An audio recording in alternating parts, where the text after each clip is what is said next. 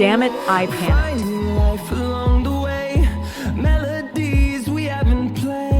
Did the wrong redemption, LOL.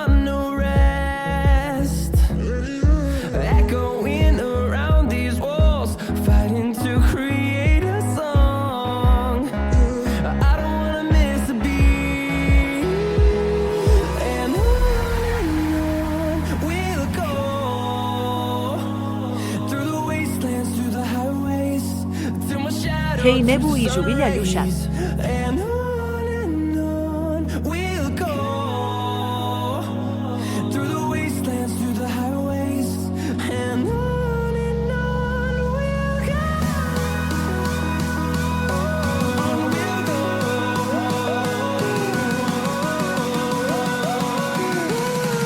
Hi at Funkatron.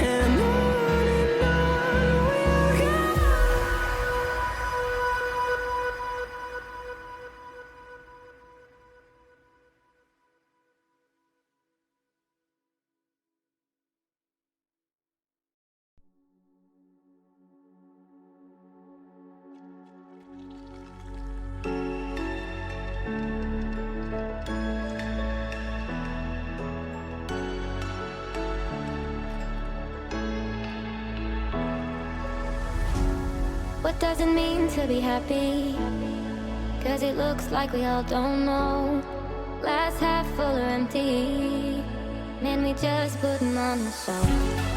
Try to look to the heavens to tell us things that we beg to know. Like, what did this all mean? There's no tomorrow. Oh, you know, I try to find a purpose in my life to drive me.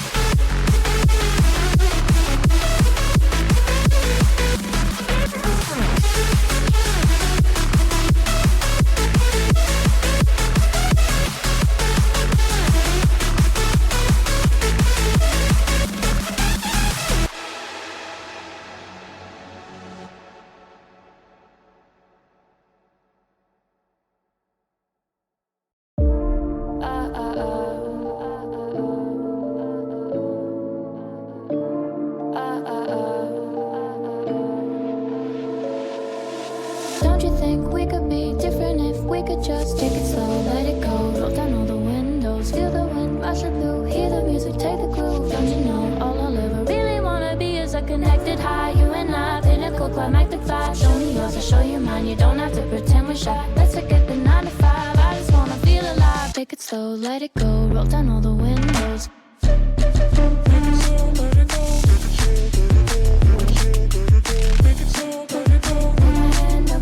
Show me yours, I'll show you mine. You don't have to pretend you're shy. Take it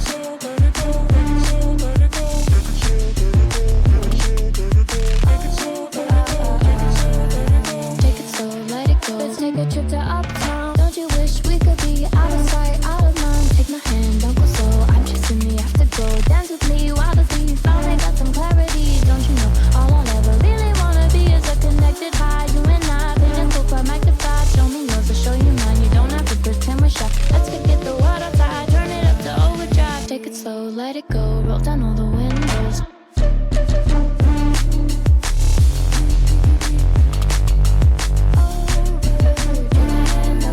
Show me yours, I'll show you mine. You don't have to pretend you're shy. All right, welcome in, everyone. Welcome in, Funkitron. I don't know where Jubilee is. I spoke with her on the phone. I was like, "Hey, Jubilee, we're streaming it," and she's like, "Yeah, okay." And then now she's not here. What the heck? So I don't know what's going on there. But while we wait for her and while I fix my VTuber lean, we can do some dailies, I guess. Where's the list?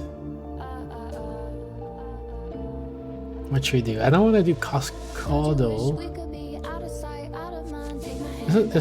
Should we do crosswords? Cross. Are they 10 crosswords? Sure, why not?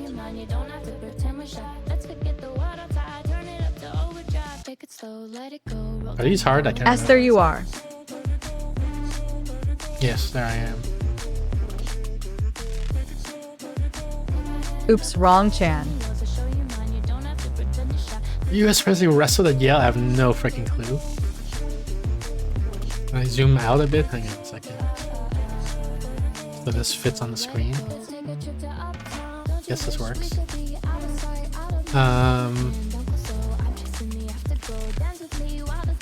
Reject? How does that... Something you? How does that what you? How does that... You do daily crossword. Well, I do daily crosswords once a year, I guess. Hebrew prophet. Is Moses? Does that fit? Isn't he a prophet? Traditional tales? Fables, maybe? I don't know. Nerds? Installing one of 18 updates. I don't even know what a nerds is. There's Jubilee, I guess. She's installing updates, apparently. Go with the flow. The Brutalist, actress Laird. Oh, there we go. I don't know what that is. Not for children. Adult? Oh wait, maybe she's here. Maybe I am. Maybe she is. Jubilee the whole time. I'm so sorry. How do I... Hang on, let me resize. Oops.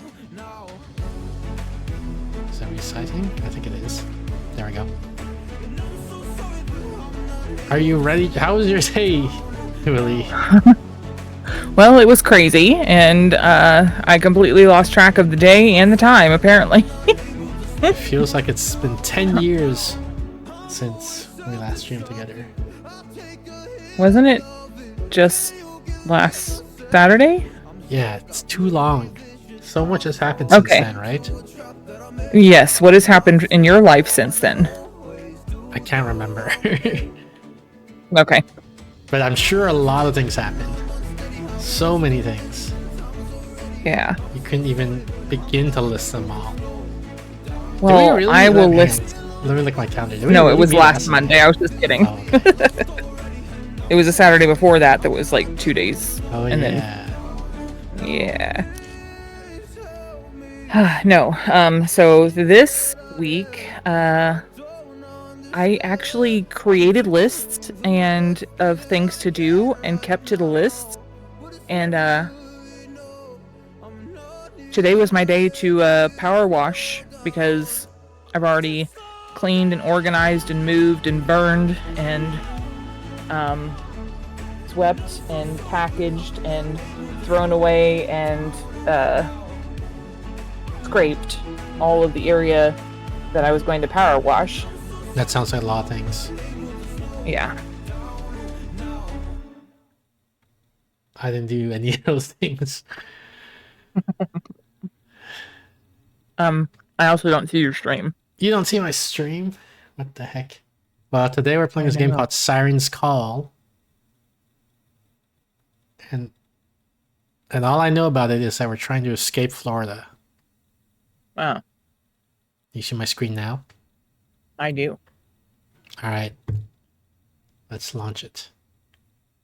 Have you ever been to Florida?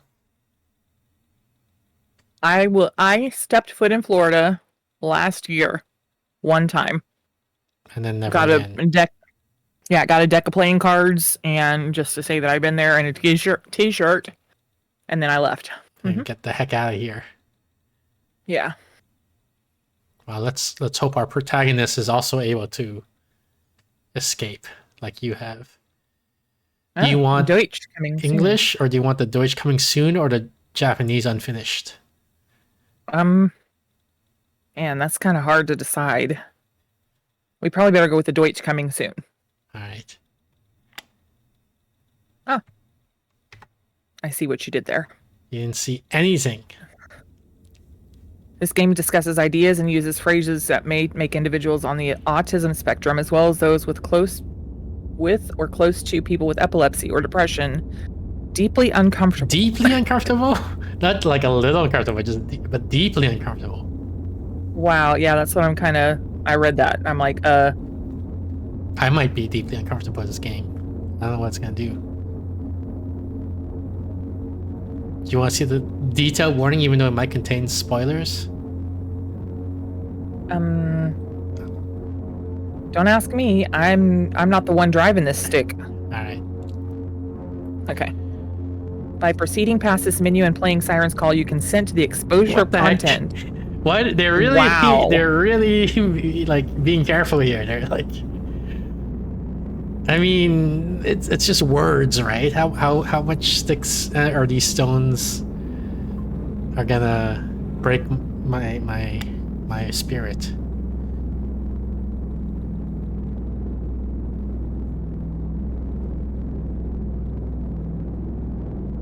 Are you gonna read this? Oh, yeah. Warning, to aid with player immersion, Siren's Call features an auto-delete feature for your save files. While all other data needed to progress will be remembered, the save files themselves will be cleared at a predetermined time. You won't be able to go back. If you see this image, then don't worry, they're already gone. You'll be safe to keep moving forward. What image?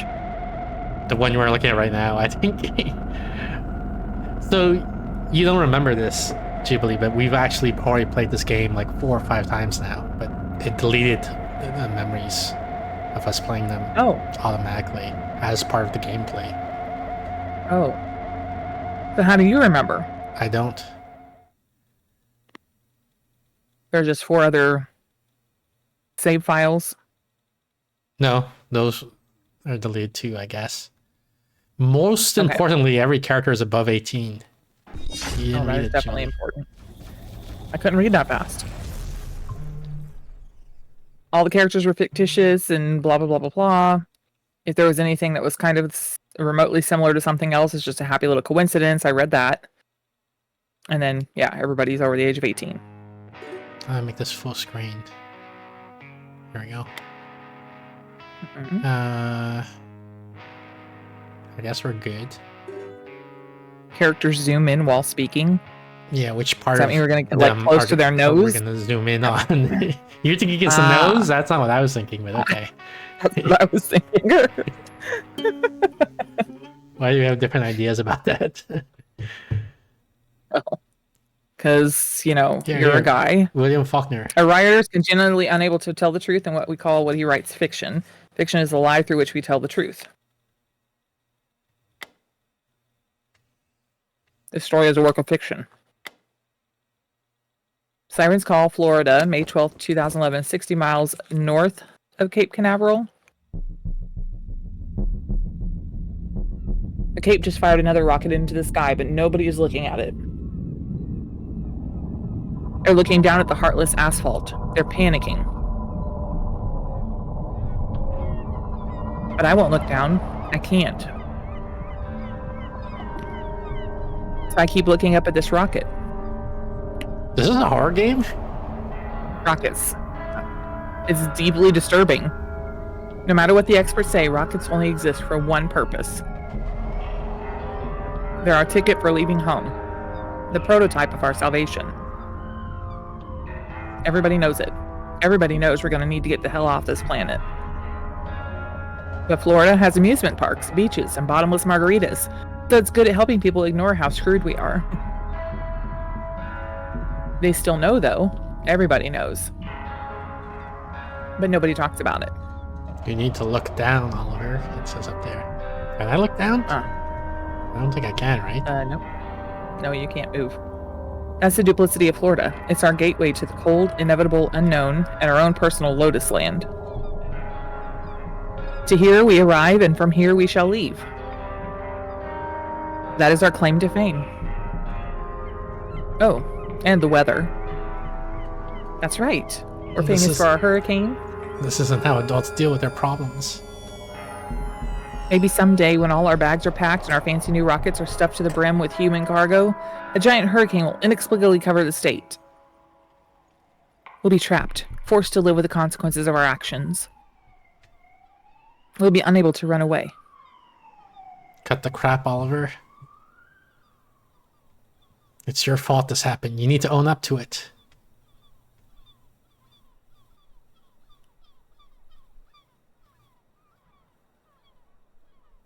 So be a fucking adult and open your eyes. Don't look at it, please, no. What should we pick? Don't look at it. We'll be unable to run away. I love people, but there's a part of me that kind of wants something like that to happen, I think. It'd be nice if there was some sense of justice in all this. But I love people too much. Even if they are confusing and inconsistent, I still want to lift people up. Good people lift each other higher and higher towards where they're meant to be, towards their own personal heaven. Not because it's easy, because it's right. Yeah, good people are like rocket fuel. Or maybe they're more like the fuel tank itself, burning away their combustible innards. I wonder, does anybody even go fish those fuel tanks out of the ocean? Are they required to? Hey, did you hear? I doubt it. Like, was it May 10th or something like that? So a long time ago, I guess back in the 70s, 1970s, 1960s, Russia launched Sputnik, one of their first aircrafts, into orbit around the Earth. And then May 10th, it crashed back down onto Earth. Like just this last 2 days ago? Yeah. Wow, no, I didn't hear that. On May 7th or 8th, I was reading the reports of like, by the way, it's going to crash on Earth and we don't actually know where it's going to crash. So it might actually kill people. Like if it lands on you, you know? Because it's like... So did it actually like it landed in the ocean, luckily. Oh, good. But it's like, you know, like the Russian government launched it like way back then, and then like I guess that government collapsed, and so nobody was in charge of that rocket anymore, and it's just been spinning around the Earth, slowly falling, and yeah. Now gravity's finally taken over, and it's in the ocean. Yeah. Wow. Which is lucky, because I remember seeing that. I remember on the 7th, I guess. I saw the report. I was like, I should like check back tomorrow to see, you know, is it gonna land in North America? Like, should I be worried or what? And then I sort of just forgot about it, and then I found out, oh, it had already landed in the ocean. Like I forgot to check. So anyway, that's what this made me think of, this dialogue. Yeah, they're just empty husks after all. Even so, somebody has to be a fuel tank. Might as well be me. I'd rather it be me than anyone I care about. I'd rather it be me than Violet. Violet. Wait, why am I thinking about this? People were panicking just now. They were panicking so much that nobody was watching the rocket. Yeah, it's hard. Like reading this dialogue, I don't know what emotion the narrator is experiencing. Like, you're reading it in a scared voice, which is one interpretation, but I don't know. Like, I don't know what the He's not panicking. Yeah, but like when you use it, Violet, is it because he's scared? Is it because he's nervous? Is it because he's in love? Like what? I don't know what emotion this is. Yeah. But wouldn't that be considered normal? Okay. Hold on just a second. If you're like looking at the background a little bit, it's getting paperier and paperier. It's like a painting. It's turning into paper because that canvas. rocket was very on the right hand side. That was very pronounced a little bit ago. And like those black clouds at the bottom when you click the next button weren't there before, and now they are. Okay. Isn't this normal to be afraid?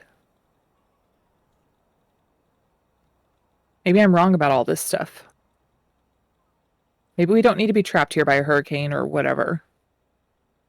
Yeah, the world was lovely once, a veritable Garden of Eden, but maybe that's not what we need to mature as a species. Things might just be better somewhere else. After all.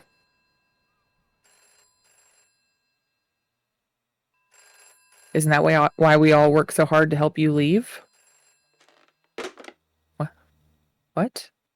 Oh, look, the phone rang, and it said Siren's call, so it's like a pun. 3 months later. Uh-huh.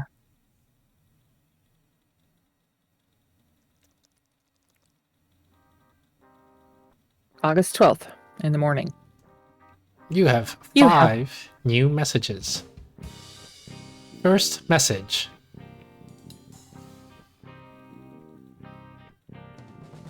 Hey there, college boy. It's Mom. Well, Violet's mom anyway, obviously. Wait, what?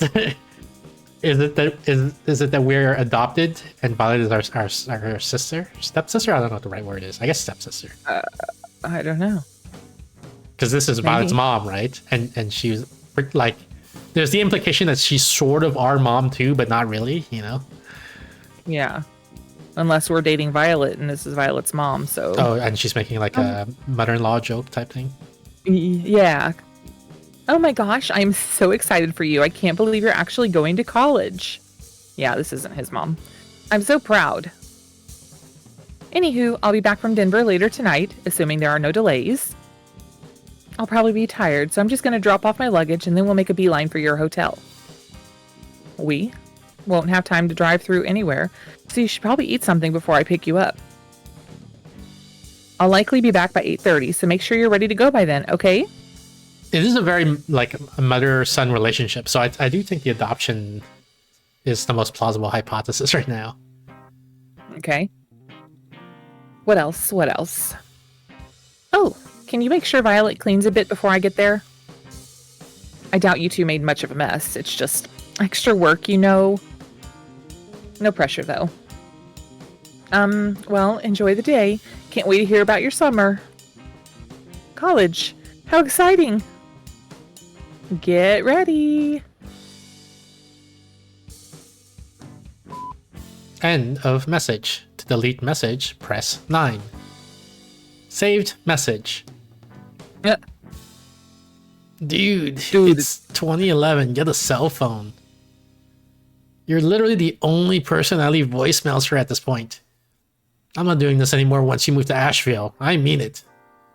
It's dumb. Even Emil isn't that backwards, and I'm pretty sure he still carries around a pocket watch. Anyway, I'll be on Flagler's at the usual spot. I'll buy you a burger or something, so come on down whenever. Later, bro. End of message. To delete message, press 9. Next message. Hey there, nerd. It's Andy. You're not getting out of training just because it's your last day in town, We'll have to cut it a bit short today, but that's fine as long as you make time to go back home and say goodbye to Judy as well. You are planning on doing that, right? You know she'd be devastated otherwise. Well, whatever. I'll be warming up at the park, so hurry on over. It's hot though, so bring some water if you don't want to die. Or don't, your call. Bye! End of message. To delete message, press 9. Next message. Oliver, Emil here. I was wondering if you finished up with the book yet. You might not get another chance to discuss in person given the circumstances, and I can't think of a better way to spend the day. I'll be at the library when you're ready.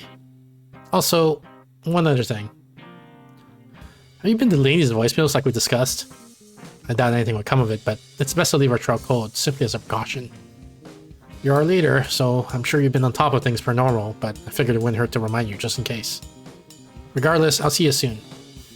Stay sharp. End of message. Leader of what? To delete message, press 9.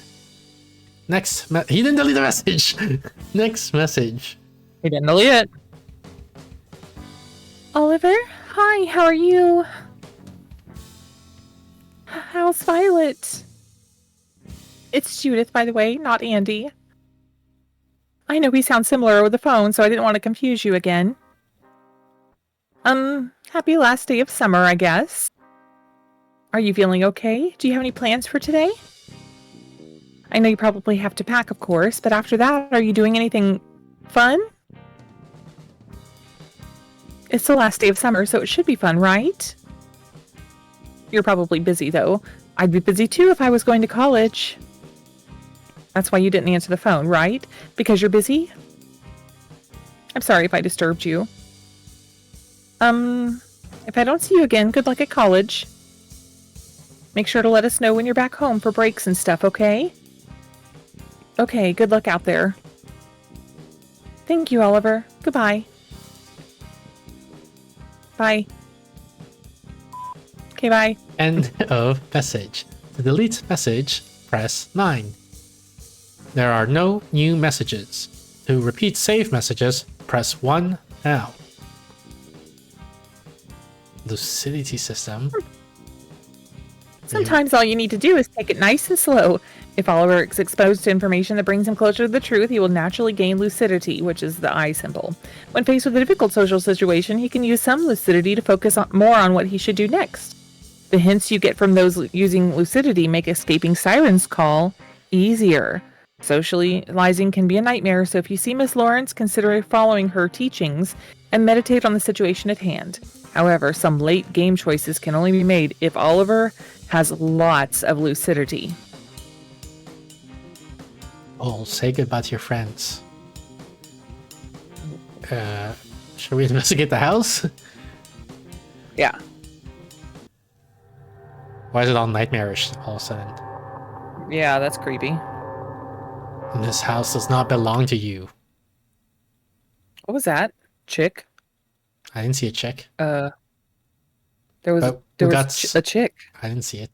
But we got some lucidity. Should we investigate again and get more lucidity? I'm sure. You didn't see her? I didn't see her. Let's check the window. A beautiful, silent summer day waits for me outside. Maybe I should read this one. Oh. Fun stuff. No, it might be fun. It might be fun. I just gotta have the right attitude. I just gotta keep going forward. We'll check her bed for some reason. Violet's bed. She still hasn't changed the sheets from last time, has she? Well, goodbye gross bed sheets. Goodbye Mr. Dolphin and Mrs. Donkey. Don't you dare tell anyone what we did in here. Wait, what do we do in here? Oh. Well. Couch. As much as I want to lay down for a bit, it's irresponsible to sleep my life away. Sounds like something Dad would say at the very least. Then again, maybe lack of sleep is why he was always so cranky. Old bastard. Shouldn't take much more than a few minutes to pack up all my clothes.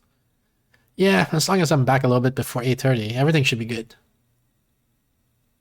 I guess one of the perks of growing up poor is that you never really have much of a need to pack. It's kind of handy, actually. Like we got some more lucidity. Yeah. I shouldn't be in here. Why am I even in here? Even though she hasn't been here all summer, I'm still a guest in Miss Lawrence's house. I should respect her privacy. But if she hasn't been in her room for this long, then how the hell does it smell like wine? Hmm. There's a bit of black bean burger stuck to the inside of the food processor. Guess Valerie made herself some lunch. Adorable. She's such a cute little herbivore, I swear. Kind of weird that I didn't hear that thing going off while I was sleeping, though. Wonder why that is. Now that the investigation is over, I should probably destroy this or something. Pretty sure Emil has recorded all the important stuff anyway. Even so, it's hard to just let stuff go up in flames like that. Nah, I can't get sappy. The smart thing to do is just leave it all behind. I already made my choices. When I get up to Asheville, I'm burning this. End of story. Haven't played all summer, even though Violet keeps asking me to. There just hasn't been enough time, honestly. Can only play a few crappy ska songs anyway. Even if I enjoy playing them, that's still nothing worth showing off. Nobody remembers a bass player much anyway. Well, almost nobody, I guess. The stack in the living room is way smaller than it was yesterday. This next project of hers must be really important if she's bringing so many backup canvases. I hope she didn't have trouble carrying all of them out the door. Why didn't she wake me up? I would have been more than happy to help her.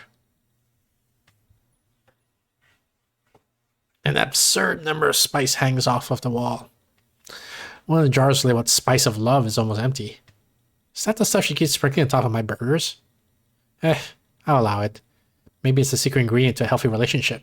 Oh, maybe she is her mother-in-law. Miss Lawrence, I mean. New gallery image. Do we want to look at the gallery image? What is this button? All message. Quick save. Quick load. Log. Save. Load. Main menu. Journal 9. Oh.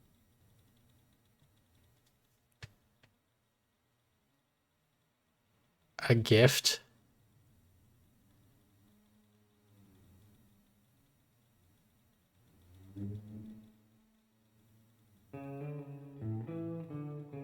Oliver, I've written you some more notes that might be nice to refer to in the coming days. Oh, it's Emil's. Whatever. These are likely the last batch, as between the two of us, we should be enough on the same page to proceed with things accordingly. I appreciate you going so far outside of your comfort zone with all of this. If it isn't always easy to work with others, even those you consider close friends. In the face of that difficulty, consider the remaining pages in this journal a gift. After all, you're the only other person I know that goes through paper so voraciously. I respect that. So do with these extra pages as you wish. Moreover, try not to be shy about sharing your craft. We all admire it. Stay sharp. Emil. Okay.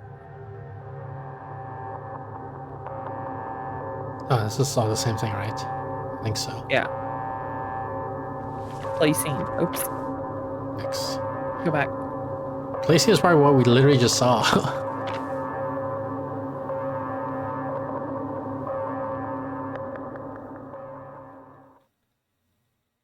Okay, sorry. Sorry. Well, it's worth checking, I guess. In case I was wrong. Which sometimes happens. Like when I thought Miss Lawrence was our mom.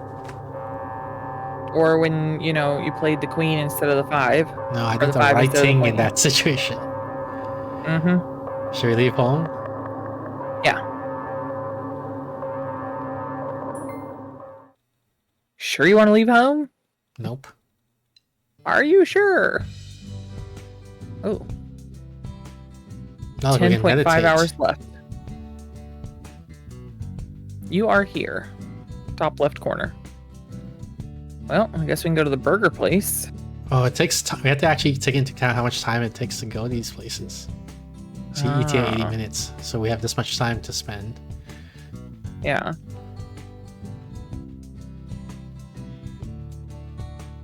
Should we go visit Judith? Sure. She seems like she's into us. Oh. She's baking something for us. I want to put a little bun in her oven. Good luck up there in Asheville, Mr. Long and Tall. Is that me? Just Am a I random long and passerby. tall? Yeah, apparently just a random passerby. Somebody I don't recognize says something to me while I'm walking. As nondescript and generic as this moment is, I still make an extra effort to smile and wave as we pass each other by.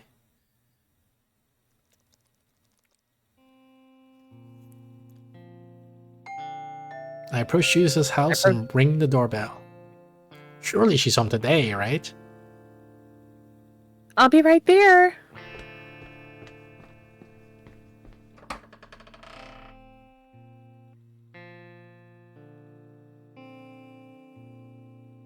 You came. Oh my gosh, you actually came. Wait, where's Violet? Aren't you two spending the day together? Wait, she doesn't look the same, right? Like her clothes changed. Yeah. Wait right there. I have the oven on. Just give me a minute. Don't come in yet, please. Like, is that significant or is that just like an artist's mistake? I don't know. I mean it. Don't come in. Because like this game is being all weird and creepy, right? Like I don't know how much we're supposed to like be paying attention to like the world being like clues of the world being weird or whatever. Yeah. Why doesn't she want us inside? Just a little bit longer. She doesn't want us to see her personal massager. She has to go like hide under the bed or something. Sorry about that. We're good now. Come on in and sit down. I'll make us something to drink. Choose this house. Our base of operation is as hospitable as ever. At this point, Andy probably would have stormed the front door or screamed something at me from her bedroom. So Judith and I are likely the only ones here. Oh, so they're sisters maybe? Andy and Judith?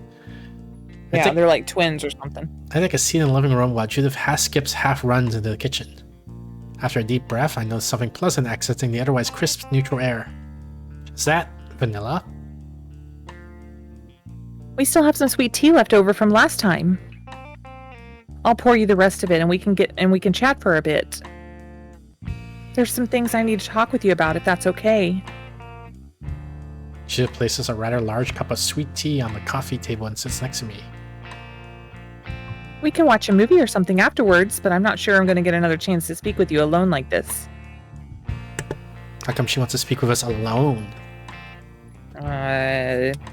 Your guess is as good as mine. She opens a can of flavorless seltzer and drinks a sizable amount before turning her attention to me.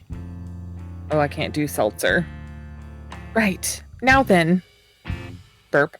I'll just get right to the heart of it. You're a great leader, obviously, and I won't tolerate anybody undermining your efforts. You could have spent your last summer vacation doing anything. Please don't do this to me, Judith.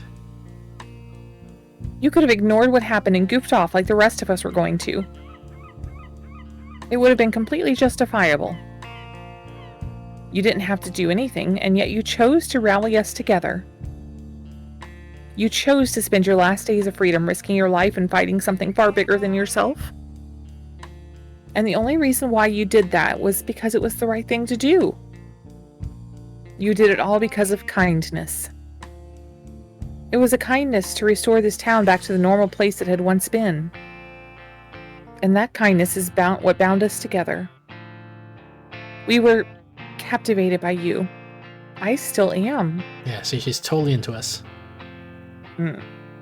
If I quit following you, even after knowing what was causing all those incidents, I wouldn't have been able to live with myself. Your kindness pushed us forward. I've never experienced anything so powerful. And that power is what allowed us to control the fate of this town. We won, and what we had to do to win was a kindness. So the fact that Violet, who should be supporting you more than anything else, would imply otherwise in front of everybody, it's unjustifiable. It's mutiny. We got some lucidity out of this. Is that why none of us are hanging out together today? I guess so. Emil and I were planning a big going away party for you. After how brutal our last meeting was, I think we all informally decided it would be better if everybody said their goodbyes individually. Which was wise. I don't think anybody has gotten over it either, so it wouldn't be smart to have us all together for your last day. And I don't want your last day in Siren's Call to be ruined. None of us do. I don't know. Maybe it's just me avoiding conflict again. But I'd rather err on the side of caution and have everybody just keep their distance. Because...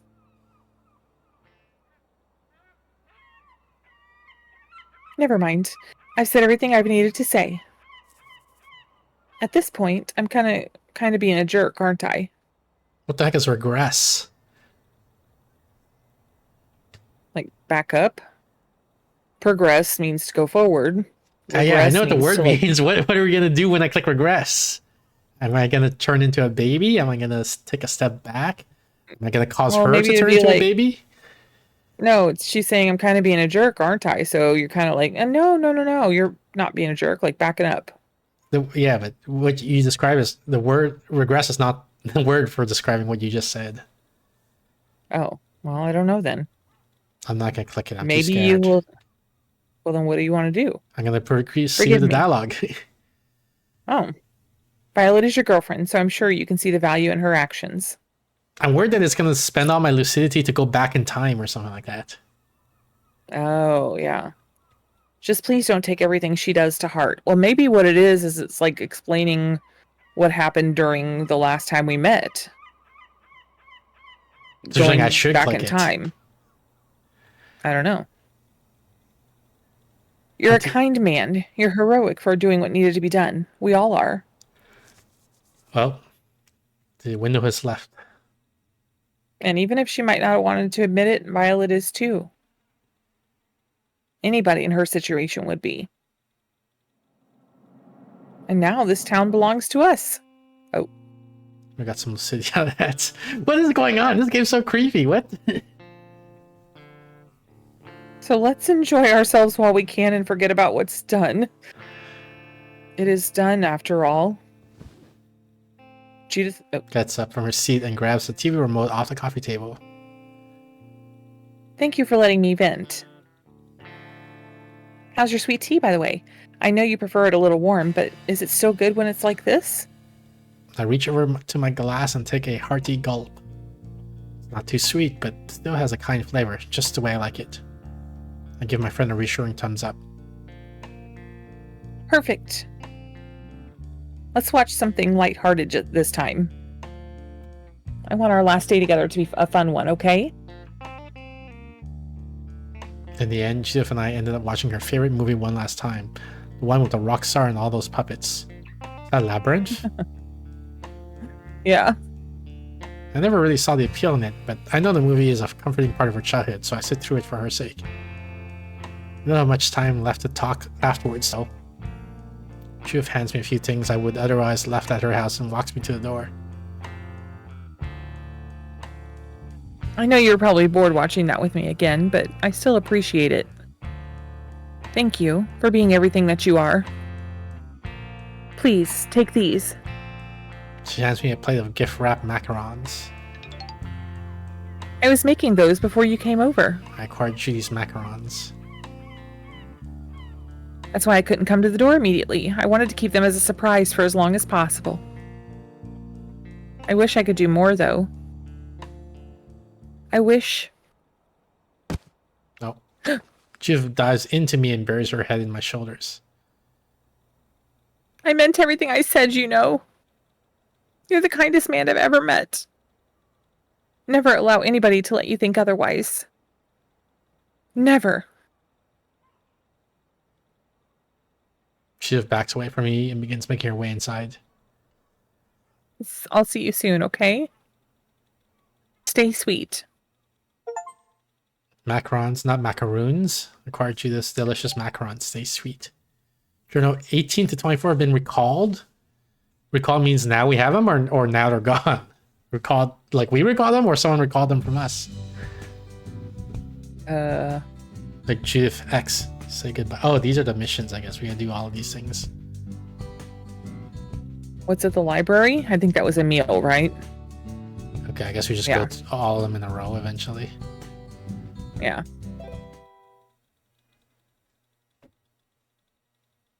Are you gonna be a male so I don't have to do a full scene by myself? Nope, this one's all you. Watch out, college boy coming through. I don't like my journal. 18? Is it to 24? Something like that? 18 to 24, yeah. Yeah, look at all of these things we got. The rib cage.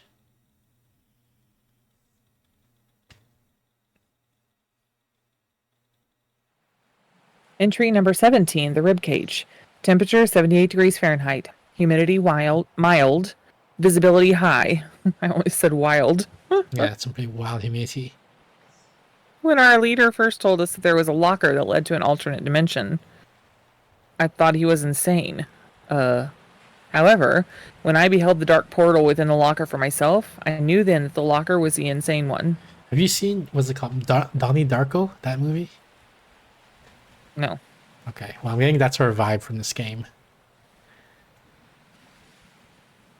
I would prove to be even more insane as I followed him. As my left foot remained on the steel floor of the locker, my right plunged forth into something that looked like gravel, but gave like flesh, rigid and slightly spongy, but unyielding all the same. Is this what it would be like to tread upon a corpse? Ugh. Oh, The branched veins running along the ground. Huh? Sneaky redeem animal fact. Hey, Sneaky Tomato, did you know that the angled sunbeam caterpillar can appear to have a mask on its face made from its body segments, creating a surprisingly cute and a bit wacky look? Scientists aren't entirely sure why this caterpillar has such a unique appearance. It might be a clever disguise to deter predators, or maybe it's just trying to be adorable. Just like you, it definitely stands out in its own way. What the heck? Why is Harmony Bot hitting on one of my viewers? Body Sigma more like. Body Sigma? The branched veins running along the ground, the bluffs, and even air certainly support that idea. This game, by the way, is spooky sneaky. I don't know, like, it's weird. It looks cute, but it also has these spooky moments.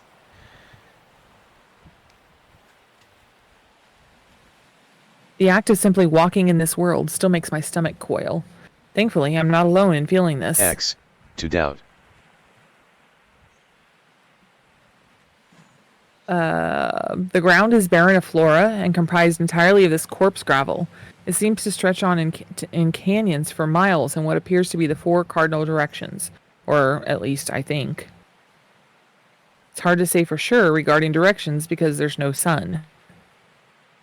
The closest thing to it is a fragmented, shimmering glow in the crimson sky. It seems appropriate to call this place the ribcage. Not only does it feel like quite dead, but it also seems to lead to many other places. I can't believe they explored that place. Like, if I found a portal, I would take a peek. I would look in, but then, like, once I see that the ground is, like, flesh corpse, I would be like, nope, not going in there.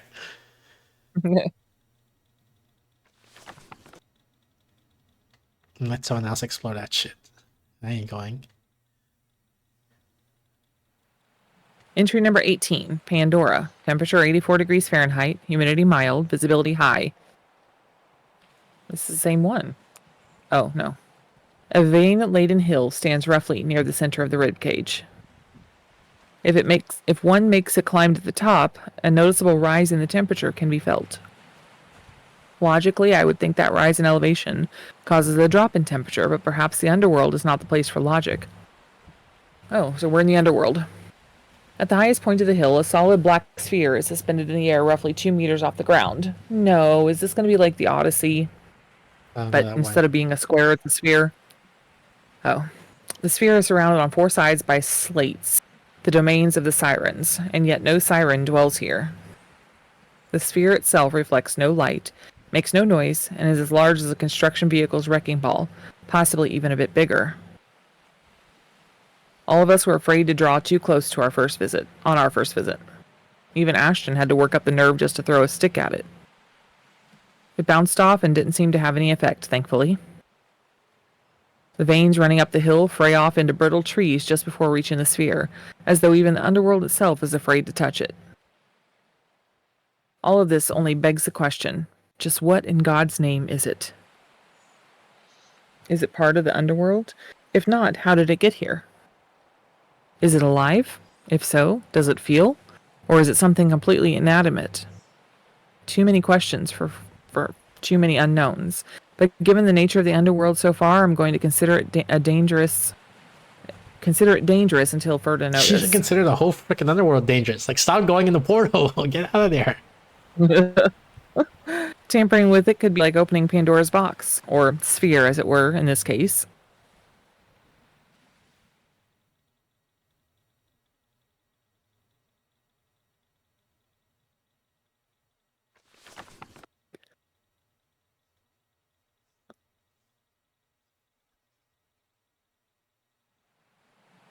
Entry number 19, Ravager's Trenches. Temperature 88 degrees Fahrenheit, humidity high, visibility low. Ugh. One of the 4 canyons of the ribcage led us to this horrible place. A thick fog blankets the air, and as if that small glimmer of light in the sky wasn't already hard enough to see. It chokes our pores, and it's very hard to take a full breath. Not that we'd be too keen to do so, the stench of sulfur is inescapable. Trenches and rivers have been carved into the ground every few hundred feet or so. Each of them is filled with soldiers, hardly humans as they're black and wispy in appearance. Not one of them pays us any mind. Above the screams of their rifles and artillery, the serene song of a siren fills the air. Whenever the soldiers are not in a trench, they're making the charge towards the center of the battlefield, where the siren Akarana resides in peace amidst a hurricane of bullets, shells, and toxic gas. Miraculously, not a single round hits her, but I don't think they're aiming for her. Rather, they are enchanted by the song to charge without abandon into the battlefield and kill each other endlessly. From the shadows of the trenches, more soldiers emerge indefinitely and continue to march to their doom. And yet, they must not view it as such. Each one dies with a smile on his wispy face, as though they are somehow enjoying this. We cannot allow this to continue. We will need to make our way across this battlefield and halt Akarina's song.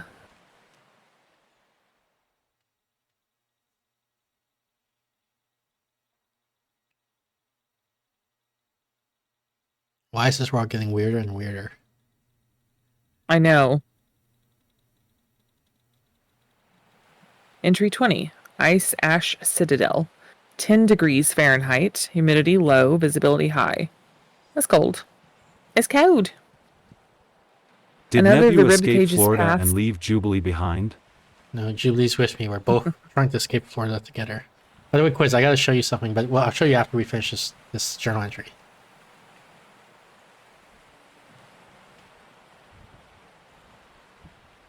I say, and then Jubilee It decides. says shout out to Quiz. She's finally awake. Yeah, Quiz is finally awake. But Quiz is... okay. Another of the ribcage's path brought us to shadowy hills that soon become snow-capped mountains. Nanny. Or Literally just woke up. Yep, Or at least Honeybot we- knows. at least we hoped it was snow. Upon further inspection, it is actually ash. It boggles the mind how such a copious amount of ash could be scattered across these mountaintops. Still, whether it is ash or snow, the cold bites at our bones and takes our breath away. Even Andy stopped calling us warm-blooded weasel bait when Judith pointed out that she too was shivering. The vein-laden road ends in a drawbridge that leads to a massive castle. From the apex of the castle's highest tower, the undeniable song of a siren rings out. Certainly it is the song of Lethe. As we venture through the castle's various rooms, sirens attack us from the slates that they rest upon. What the heck? More worrying, however, is that Lethe's song spreads throughout the entire castle through the use of a network of pipes. Oh, I think we lost Jubilee. I don't know if her computer crashed or so. Oh wait, maybe she's back. Decided to stop work for a moment. Enhancement. Sonic enhancement is what I was saying. Jubilee, come Thus, back. the effects of the songs are felt by measures. I'm sorry. We first noticed this when Ashton seems to have forgotten that Caldera can use magma to attack the Sirens. At first, we thought he was playing the fool, but when Violet forgot Akina's name and I forgot that what I have for breakfast, not a jest, we knew that something was amiss. In the most extreme case, Andy forgot how to use her legs. Ashton and I had to work together to Pull. ferry her forward until she could learn again. It seems like Lete's song causes people to forget things. Isn't that what Lete means? I don't know. Many masses of ice are littered about the castle's interior, their shapes taking the form of anything from a candlestick to a human being. It is possible that there once were people and things trapped in the ice, but have somehow been removed without disturbing the ice mass that surrounded them. Whether that is the work of the Sirens or something else, I prefer not to think too much about it. Why are they being adventurous? getting Like, so you're weird? kids, right? Yeah. They're not even in college. Like, why would you explore this world? Why would you, like, get the F out of there? This is very crazy. Okay, hang on. Let me show the thing I want to show Quiz. So Quiz was playing this game. What was it called? Dungeon Crawler? Where is it? Yeah, so Dungeon Crawler. It's like a claw game or something like that. Quiz is playing this game, and these are what the enemies look like. Right? So you can fight all these enemies in the game. And I was telling Quiz about how sexy Bootshroom looks like. See? Okay. Isn't she lovely? LOL. Isn't she wonderful? Yeah.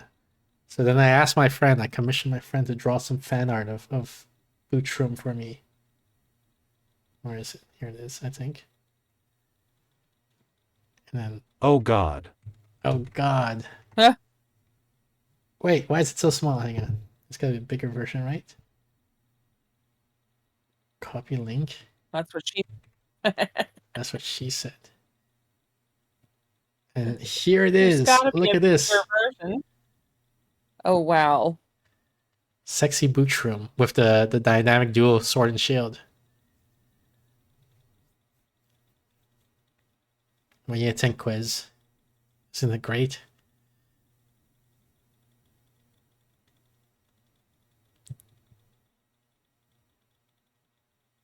I will never be able to play this game the same way again. Yeah, every time you see Bootshroom now, which, you know, in the game looks like this in the corner, you have to imagine this in your head, right?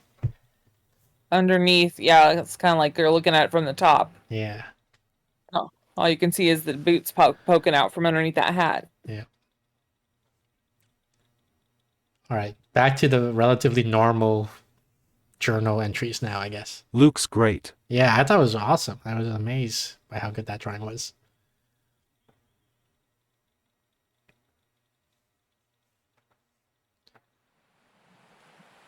Entry number 21, Foundry of Sin. Don't go to the Temperature, Foundry 97 of degrees. Sin. Are you nuts? Why would you go to a place called Humidity Foundry of high. Sin? Let's just walk in there. Visibility moderate. The cranks and squeals of machinery echo off of the Siren stone walls as we forge ahead into another region of the underworld. Rivers of molten gold flow from the orifices of the stone itself, much to the excitement of the living dead that populate this place. They reach in and scoop the liquid gold up into their chalices by hand, melting what remains of their flesh in the process. Ugh. They do not seem to mind it. In fact, they delight as they take their gold-filled chalices to the pedestal at the far end where the Siren Phlegethine resides. The chalices are offered as a tribute. Phlegethine then chooses the one with the fullest chalice to join her on her slate, where he or she is then delighted to be violated in indescribable Actually, ways. maybe this place isn't so bad. Maybe I should check out this place. Oh, no. Those who are not chosen appear envious at best and livid at worst. However, Phlegethne's song soon urges them to do any number of things. The angry and envious take out their wrath upon the chosen and sometimes even eat them. Once they are finished and nothing remains of the chosen, the cycle begins anew. Curiously, it seems that every door piece of machinery holds a chalice just like the ones the living dead hold in their hands. Filling those chalices with liquid gold beckons the machinery to life. It seems we will need to use this machinery to somehow get the living dead away from Phlegethne long enough for us to confront her, as I don't see any other way we could reach her.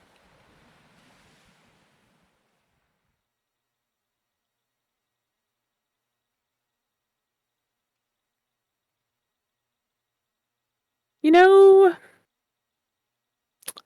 I'm starting to wonder if this person didn't like have a really bad dream and make a game out of it. Entry number 22, Vigorous Mire. Temperature 55 degrees Fahrenheit, humidity very high, visibility low. The dark canyon road ended as gravel soon gave way to what felt like swampland. As we ventured forth, we found ourselves standing in one of the many sparse bits of land amidst a marsh of a vile fluid lacking in definite color. It was as thick as blood and as pungent as bile. If not for the fact that we faintly heard the song of the siren Cochitina in the distance, we would have certainly turned back. Are we supposed to remember all these sirens' names? Yeah, make sure you don't get them wrong. As we arrive at a point where we must traverse the muck to get to the next patch of land, we find ourselves knee-deep in the sludge. Our skin slowly turns black and cold from our feet upward, but recedes when we leave the sludge. As the blackness consumes, those parts of us grow empowered. Our strides are greater. We can lift heavier objects, and we can take deeper breaths, among other things. That's a very British way of spelling among. This is quite to Andy's delight. She chooses to remain in the marsh until it consumes her head, at which point both she and her muse turn against us. It is unfortunate. Knockout and resuscitation seems to be the only cure for this full-body corruption. And yet, the corruption seems necessary to some degree, as there are gates of petrified wood erected between some footprint-laden patches of land. Ashton and Andy both try to knock them down without the aid of the corruption, but to no avail. It is necessary to borrow the corruption, if you will, to knock them down, so that we may advance, but harnessing the corruption's strength without being consumed by it is a delicate balancing act. It seems odd to add more deterrence to an already deterring place such as this. Who would or could do such a thing, and why? Could it be Cochitina herself, or someone else? Perhaps something else.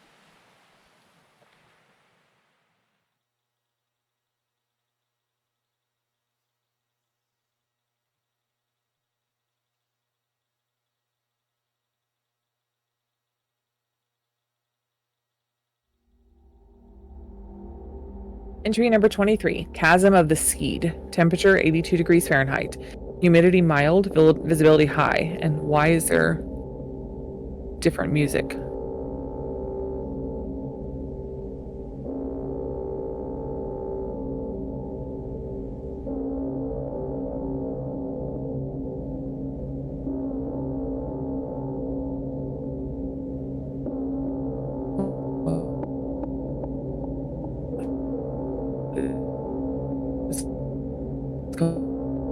Jubilee, you're breaking up on my side. Is it just me, or am I hearing like weird music? Oh, that's why I was wondering, like, why am I hearing weird music?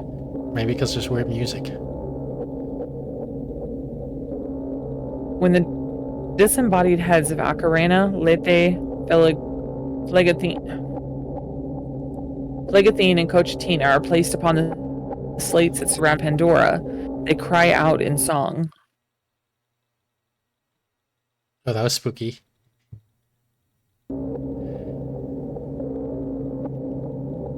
Like The four songs united cause Pandora, to warp and shimmer before exploding in a burst of branches.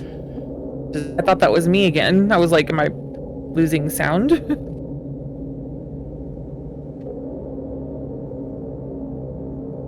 Thankfully, we are unharmed, but the branches twist and turn before taking the definite form of a tower that reaches out to the crimson sky. We climb the tower, enduring the trials and tribulations within. At the apex of the tower, we find the seed, an overwhelming source of negative energy. Perhaps, surprisingly, it is being guarded by a siren. Perhaps even the siren. This one is far more humanoid than the others, but she is still uncanny to behold. Her skin struggles to cling to her bones, and yet she does not seem to be in pain. As the skin goes down, we see that the tendons of her body are actually not tendons at all. They are vocal cords. Oh my word. What is wrong with this game author? Every inch of this siren's body is capable of song. This makes her the most dangerous one we have faced thus far. The music's getting more intense too. This is where it ends. In order to destroy the seed, we must also defeat this siren. We've come too far to fail, although I won't pretend to be invincible. Wait. This is our journey's end. Today will be the negativity within the hearts of the people, or die trying.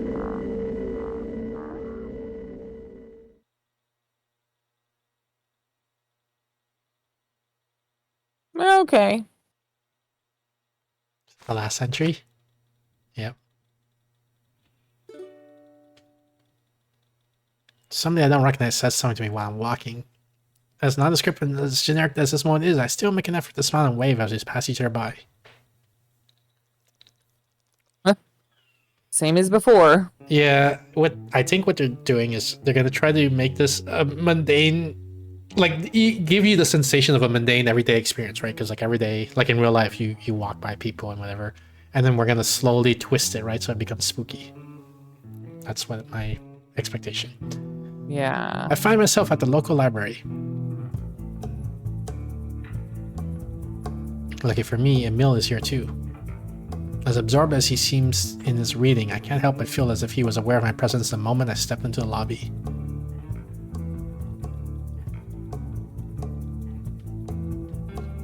It's your turn. I got all the reading down on the journals. You're here, excellent.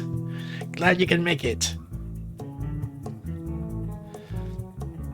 We'll have to keep our discussion down, unfortunately. There's a chess tournament happening over there on the other side of the library. Did you finish your copy of the book, perchance? Almost. I'm at the last chapter. I see. Well, it's no trouble, should we regress? I was about to finish my second read-through anyway, so that should give you time to finish up. If anything, it might be better this way. I'd argue the ending is easily the most important part of the book, as I'm sure you'll come to agree. And this way, it'll be fresh in both our minds. Just give me a second, well, you missed your chance, Julie, to go to the bathroom and then we can get started. By the time I take my seat and fish out my copy of The Stranger, Emil has already made his way back to me. What's The Stranger? I don't know. Is it an Albert I've never heard of it. Camus book? The Stranger book. It is an Albert Camus book. Here to see. Well, you can't see, I guess it's too small.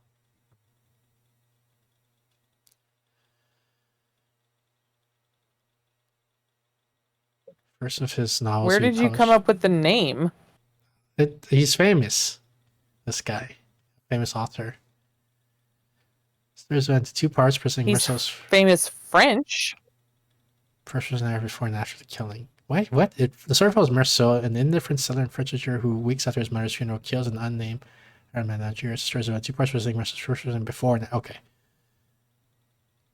Yeah, I don't know anything about this other than it was by this guy. I don't know what the plot is or anything like that. After a brief acknowledgement of his presence, he sits down across from me and begins reading. The technique that the author uses is remarkable. He writes in such a way that, although Merceau is detached, he's still quite relatable. Hardly the heroic type, if though. We're just distracting ourselves a mill. While he's technically the protagonist and is clearly in a pitiable situation, I can't say he doesn't deserve what happened to him. Tell me, what do you think Marceau's greatest sin was? I guess the actual murder. The fact that he shot the guy 5 times. I respect the pragmatic nature of that answer. In purely legal sense, yes, you are correct. While one can argue that he is complicit in the violence against Raymond's girlfriend, the crime Marceau is charged with is, of course, murder. He might have been manipulated by Raymond, but ultimately his actions are his own. So yes, you are technically correct. And like Ashton always says, technically correct is the best kind of correct. Even so, that viewpoint doesn't give much to chew on. Don't kill each other is a rather elementary message, so I'm pretty sure that isn't what Camus was going for when constructing the work. Still, musing aside, murder is a terrible crime, so I can hardly fault you for thinking that is Marceau's greatest sin. Sure, the most dangerous mind in existence have fancied themselves as philosophers and intellectuals, and in doing so lost track of life's most simple truths. So at the end of the day, that viewpoint of yours might be the only thing that truly matters. My question might have been a bit too reductive, though. I think our hero's fate can be ascribed to a conflux of different factors, rather than just one fault he might have as a person. The reality is Marceau is a man of many sins, so trying to narrow it down to one great sin is probably impossible for us. The only one who would know the true extent of his sins would be Marceau himself, or in this case, the author. I doubt outsiders like us are of adequate judges. Still, it makes for a fun discussion. I'm glad Judith was kind enough to recommend this one to us. Emil holds up the book in his hand and smiles. As always, she has remarkable taste. I suppose it's no surprise that her preferred reading material turned out to be so divine. Sort of rather grim subject matter for such a classy woman, though. But I suppose this world of us is full of little curiosities like that, isn't it? Emil checks his pocket watch, furrowing his brow in the process. I'm afraid we'll have to end it here, though. I didn't realize I'd kept you for so long. There are a few things I have to let you know of before we depart, however. Emil gets up from his chair and leans in next to me, lowering his voice as he speaks. My hypothesis was right. The underworld is not completely barren. I've been going in after midnight with Asha to check for hostiles. We scoured every square inch of that place. Oh no. Unfortunately, it seems like eliminating all of them did not have an effect on what time we can actually enter. We still only have that 10-minute window after midnight. However, for the time being, I think it's safe to assume that there is a causality between the sudden death incidents and those monsters. So as long as things are peaceful back there, Siren's call should also remain safe. Emil moves back from my ear, now speaking in a much more relaxed tone. I'll likely be doing some more research on that environment after you've left. There's still so much about it that we don't know, so until that opening closes for good, I'll make sure our team is both informed and safe. I know this is likely nothing you aren't already aware of, but I figured you would gain some degree of comfort hearing this information from me directly. Especially considering recent accusations regarding your actions. Emil bites his lips and breathes out a heavy sigh. About that, by the way, I'm willing to observe if Violet's claims have any merit. If there's an objective and observable negative change in the population, I will do my best to record it and report my findings. I will even take steps to reverse it if that's possible. However, I don't know how much more time I have to gather data before the locker shuts itself forever. So, for the time being, I will prioritize my field research. I don't know if you two are still together, but if you see her today, would you kindly let her know that I'm willing to be amicable about this, even after her assertions? Emil grabs my shoulder and stares intensely at me as if his eyes were a shovel digging into wet soil. Know this. Even in your absence, we will keep this town safe. And no matter what is said or what ends up happening, we will keep you safe. You have nothing to worry about. Emil pulls away and smiles. We should probably return our books now, seeing as you're not going to be back here for a while. Shall we then? We place our copies of The Stranger on the front desk and thank the librarian, who smiles absentmindedly as she accepts our returns. Emil, now likely done with his session in the library, escorts me into the lobby. Well, looks like this is it. For now, at least. There's still so much I'd like to discuss, but I suppose it's best for us to wait until your next visit. In the meantime, I'll do my best to act as your viceroy. If anything of note occurs in your absence, you can trust me to mail you the details as soon as possible. Emil walks over and shakes my hand, giving me his pocket watch in the process. He acquired Emil's pocket watch. Thank you for the great discussions. I acknowledge Emil's sincerity with a reassuring thumbs up. I'll see you soon. Stay sharp. Perfect timing.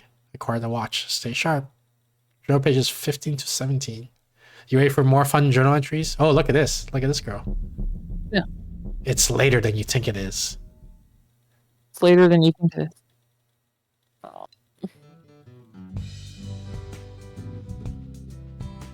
5.5 hours left.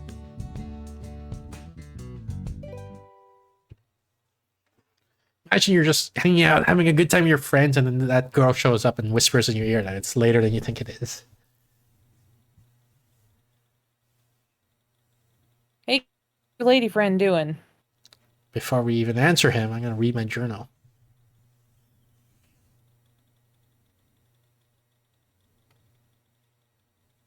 By which I mean Jubilee's going to read our journal. Right. Entry number 14. Oliver and Violet's Muses. Muse, working definition, a manifestation of an individual's least desired mode of existence, as well as a source of the kind of power that an individual desires most in life. Let me know what you think later, Oliver.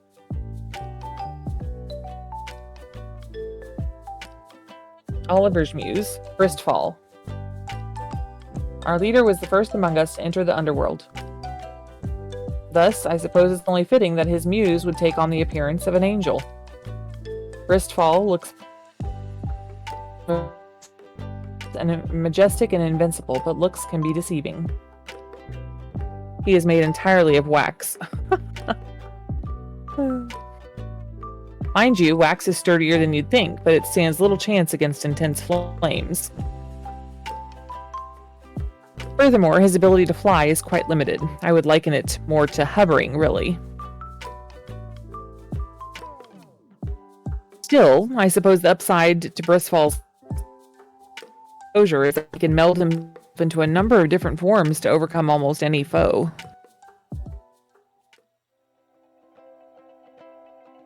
Violet's muse, Akina. Amongst all of our muses, Violet may be in possession of the most docile and adorable of them all, a lamb. This is not to say that Akina is incapable, in fact, quite the opposite. Akina possesses several unique abilities she can use, things that the rest of our muses simply cannot do, such as the manipulation of time and space, at least as far as the underworld is concerned. I cannot speak much for Akina's sturdiness, since it's rare that she even gets hit much in the first place. The fleece shines blindingly bright in response to attackers drawing near. I do not think she'd be capable of taking too many hits, however, especially from the Sirens. Direct combat may be unwise. Sorry. No yawning, it's not that time yet. It's later than you think, Jubilee. It's later than you think. Entry 15. Ashton and Andy's muses.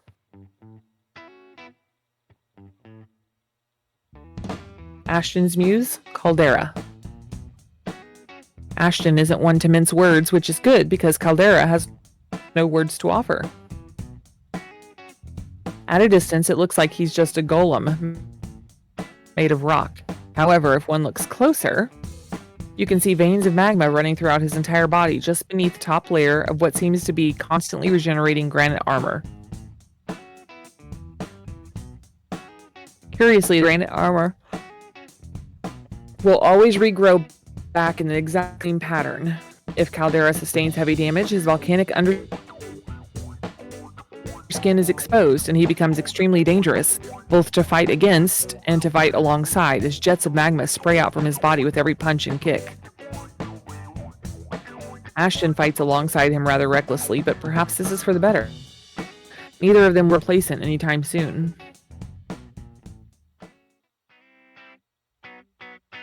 Andy's Muse. 510th? Or 510th? Andy's Muse is exotic looking, to say the least. Where does the sloth end and the machine begin? Oh, it's like sloths. Oh, S-L-O-T-H, sloth. Yeah. The sharp organic claws are just as deadly as the blast of its laser cannons. Its speed is certainly uncharacteristic of a regular sloth. It's the fastest thing I've ever seen, if I could even see it in motion. Oftentimes the sirens will be dead before a chance for proper combat has begun.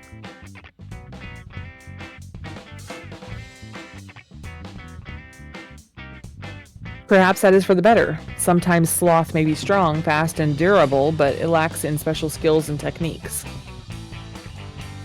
Regardless, it shares Andy's enthusiasm, which is wonderful, but also a bit jarring, considering that it's coming from a sloth of all things. My biology is a bit rusty, no pun intended here, but one has to wonder, could the real sloth truly be this capable of machinery or capable of alternating its temperament? Or does temperament itself play into capability?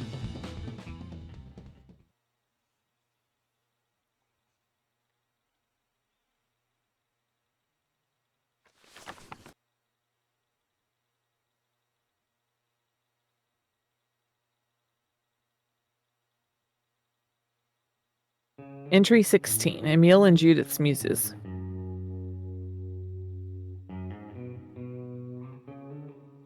Crescendo. My own muse is fine enough, I suppose. I cannot deny the resolve from which he fights, although his skills are indirect in nature. Crescendo's sword does not hit as hard as Caldera's fist or Sloth's laser, but the blade can be enchanted with several different prayers. Strikes from this enchanted sword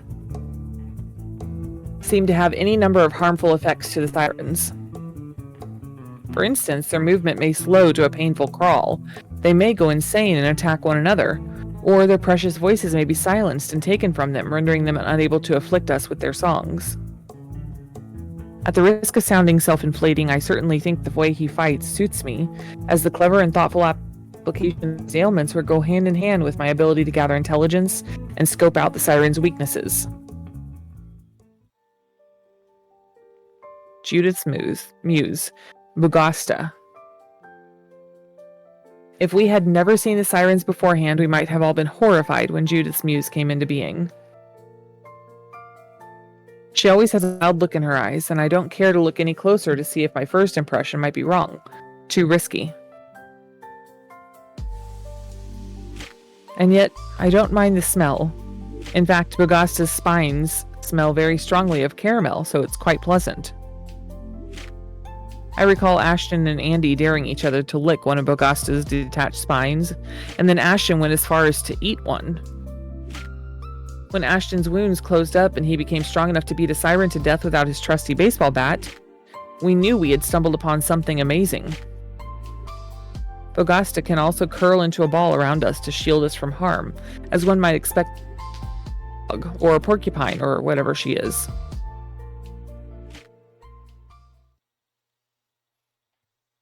Why is everything so weird? Wow. Yeah.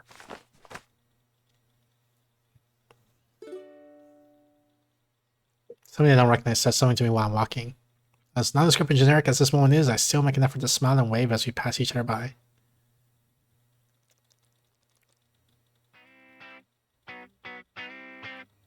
Annie is doing some pull-ups on a set of bright green monkey bars. At first, it almost seems like she's in some sort of trance, completely focused on the rhythm of her workout.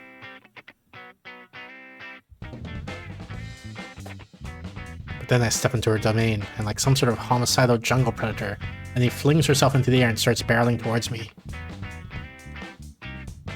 Hey there, Slim. Glad you finally made it. Without missing a beat, Annie stands up straight, walks over and slaps me on the butt. You ready to run? We don't have a whole lot of time left to dawdle, you know. Come on, let's get out there. She's already several yards away from me by the time I'm done processing everything that's just happened. As silly as exercise seems right now, I know better than to try and fight her on this. So I do as I'm told and start jogging after my friend.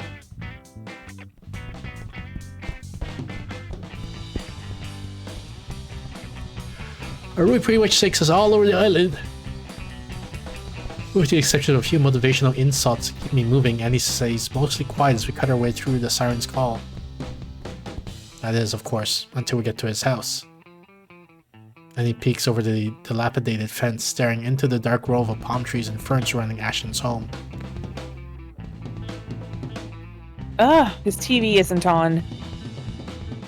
I swear, if that boy is out working, I'm gonna bop him into next week. Hey, Trashton! Unless you're ambidextrous, there's no way you're gonna be able to jerk it with a broken wrist. You'll have blue balls for the rest of your pathetic little life. Are you good with that? Annie waits for some sort of response.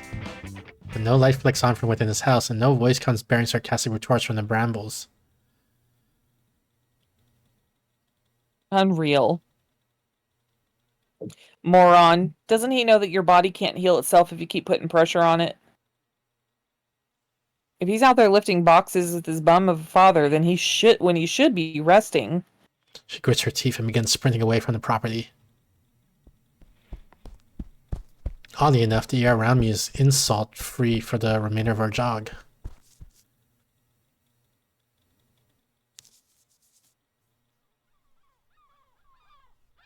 After some time, we reach the halfway point of our normal route, the arid walkway in front of our old high school.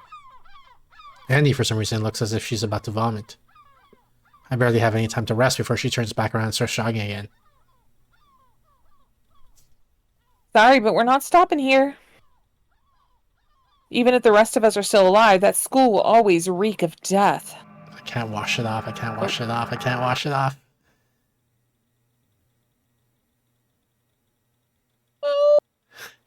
Okay. And nothing can change that. I'm not slowing down.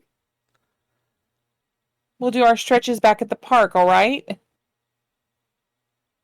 Even though my body is numb with fatigue, I do as I'm told and I follow Andy.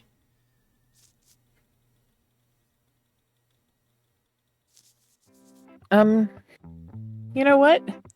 Is it a good time to stop? I mean, we still got half an hour. Oh, we do, but maybe a different game for the next half an hour. It seems like we won't have time to appreciate You have so it. many in your queue. Yeah, but I feel like we don't have enough time to really appreciate a full game in just half an hour, so might as well just finish this one, you know? Even if it takes us 6, 8, 20 hours. Okay. After what feels like hours, we finally make it back to the park. Find the nearest bench and collapse on it. I had no idea this was horror, honestly. When I looked at the thumbnail, yeah, look at this. This is what the art looks like, and I'm like, oh, it's gonna be one of those type of games, right? And I'm like, I'm sure Julie's gonna love this. And then I'm still playing it, like, wait, why is it so weird and creepy? And he takes off her hat, throws her leg up on another nearby bench and begins stretching. Oliver, we've been over this. If you don't stretch immediately after running, you're just going to be sore in the morning. Get up. You need to get in the habit of doing this.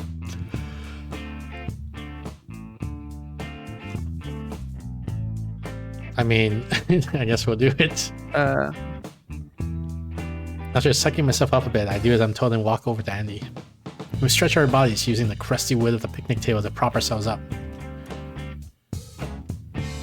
What happened I to hope the you realize horror how game? important it is to actually do this kind of stuff. Quiz, did you not see what happened like 10 seconds ago? This is the horror game. We're still playing the horror game. Even if you're okay with being sore tomorrow, you need to be able to defeat the voice in your head that's telling you to relax. That's the real reason we're doing this, Captain. It's not even really about being healthy. It's more about being able to Something win every argument distracted you have with me. yourself.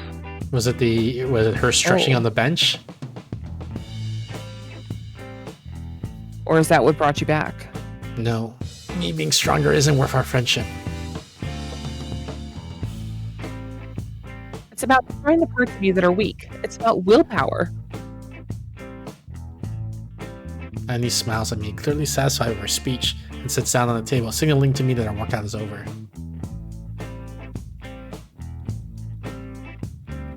Willpower that I promise is going to come in handy once you start doing all-nighters or whatever. I won't deny or At first, you're confirm going to be it. all, I can just do this essay in the morning. I should sleep, blah, blah, blah. But then you're going to be all, shut up, brain, you don't control me. And then you'll think, wow, Andy's so cool for making me stretch. I should buy her something nice next week when we go and visit her and Judy. So yeah, get good.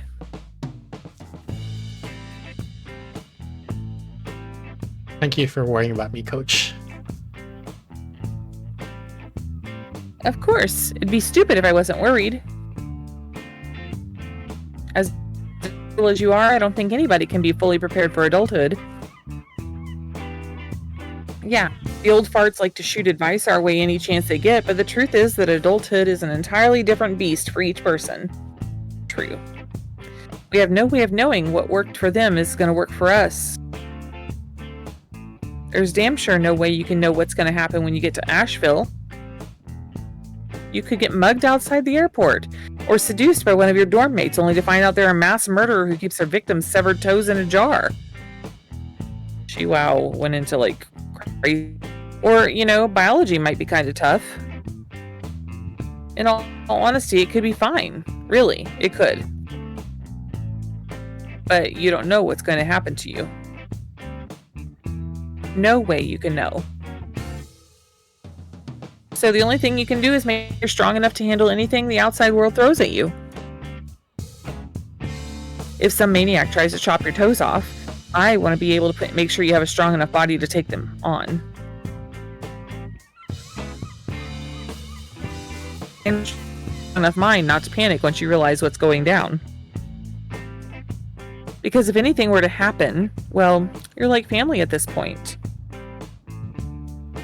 Judy would be devastated.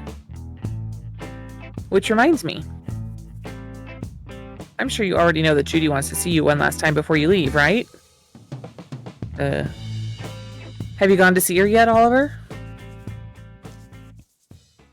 Yeah, I saw her. Okay, killer. I know you probably had a date with Violet today or something, so thanks for setting aside the time to say goodbye to my sister. It wouldn't have looked good if you went to hang out with me and didn't even acknowledge her. But you probably already knew that, didn't you? You knew how rotten that would have been, so you beat me to the punch. How proactive. Anywho, that was the last thing I was really worried about. If you've already been to the house, then I don't need to go back myself just yet. Might as well keep working out. I'll let you go, though. You've still got people left to see, I'm sure. But you should probably go home and wash up first. You smell rank. Not sure how much your real girlfriend would appreciate that healthy musk of yours, if you know what I'm saying. And then leaps from her seat and slaps me on the back, wishing me luck with my future endeavors. Strangely enough, her last piece of advice for me is to stay hydrated.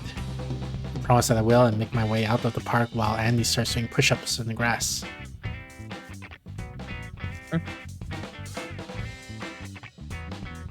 Oliver, wait! Andy bullets towards me, gripping something in her right hand. I almost forgot to give you this. She hands me a brand new water bottle. You can't stay hydrated without a water bottle. You acquired Andy's water bottle. I mean, you can, but it probably won't end well. Don't worry, though, I've never used it before. I had plenty of fresh ones left over from my sponsorship. Make sure it gets lots of use, okay? When I see you again, I want you to be so ripped that I barely even recognize you.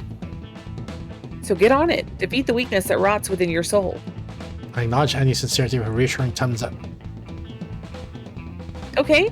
Okay. Thanks for lending us your strength, Captain. I'll see you soon. Stay strong. Monohydrate. Acquire Andy's sturdy water bottle. Stay strong. Oh, 7 through 14. Yeah, your favorite. Yeah, I love it when we get to read these journal entries. Love it.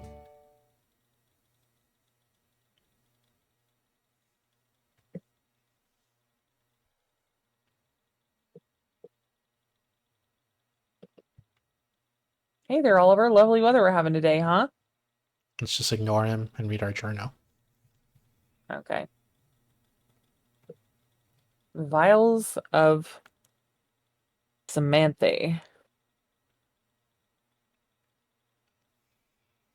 Entry number 6. Vials of Samantha. Appearance. Small glass bottles. Purpose. Many purposes, but primarily sustenance. You're saying it's a very Given that sus he is purpose? acting confused. It perhaps comes as no surprise that Caldera's appetite is just as endless and reckless as his wielder's. Although seeing as the other muses needed no form of food or water, I do not think Caldera eats things to sate the same sort of hunger that we feel as humans, but more so to aid us. Rather, Caldera is able and eager to use the heat and pressure within his body to effectively transmute things that he eats into other things. The vials of Samantha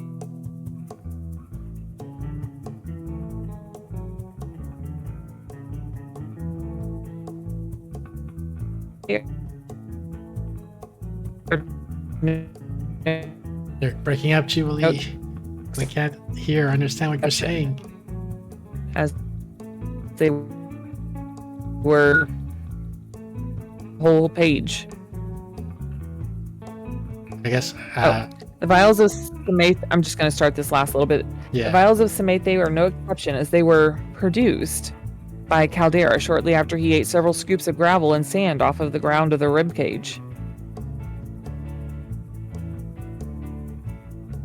At first glance, they are ordinary, although beautiful, glass flasks, and Andy opted to use one as a fancy water bottle. She had filled one with water from the human world and carried it with her into the underworld. However, when she took it out to take a drink, it was no longer clear as water is, but rather it had taken on a lime green hue.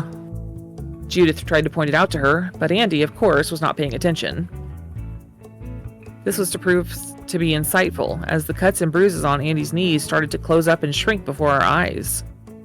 Through experimentation, we discovered that other liquids can be transmuted in a similar fashion, including but not limited to coffee, ibuprofen, and gasoline. Is the transmutation of the liquids in the flasks an effect of the underworld, or of the flasks themselves? Perhaps a combination of the two. It's hard to say. More research may be required. Yeah, just grab a water bottle or something and bring liquid in. Or just stop going into the freaking underworld. It seems very dangerous.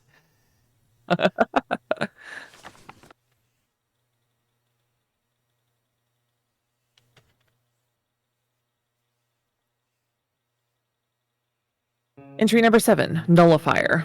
Appearance, a modified headset. Purpose, defense against siren songs. That would explain it. Being that the sirens' primary means of attack is through their songs, it became an exceedingly good idea to engineer a means to counteract it, if only to take the edge off of their disabling effects. The local electronic store and several noise-canceling headsets on sale. Between Judith and myself, we were able to take the headsets and modify them so that we could block out the frequencies at which the sirens sang most often. Of course, it does not protect against everything that the sirens are capable of, but it does afford us a fighting chance. Thankfully, our muses seem to not need them, which is a relief because I have no idea how we could have put a headset on a hedgehog. We must never go into the underworld without wearing them, as they are our first line of defense against the sonic assault of the sirens.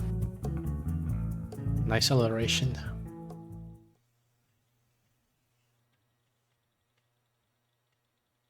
Nice what? Alliteration. Ah, yes.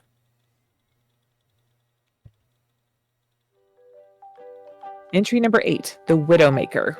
Appearance, bass guitar with red strings, quote unquote. Purpose, weapon for use against sirens. At first glance, the Widowmaker seems like an ordinary bass guitar. In its original incarnation, it was an ordinary bass guitar. Our leader had it lying around and decided that it would be the best thing to use as a weapon against the sirens. Indeed, it is as good as most things of its size for battering and smashing. While the frame of the guitar is surprisingly sturdy, the original strings were not. They snapped shortly after a few swings. Our leader was content to keep using it despite its broken strings, but Violet had an interesting, if morbid, idea, which was to replace the strings of the guitar with the vocal cords of a siren. Judith and I set ourselves upon the rather baleful task of restringing the instrument. The procedure was unsettling, as was the end result, but I cannot deny its effectiveness. When our leader plays notes on the restrung guitar, the songs of sirens echo from the chords. So as long as he can learn and remember the secrets of the notes, he can fight the sirens with the same songs that they use against us. Of course, if all else fails, he can still swing it as an axe as he did, and the vocal cords seem to never snap.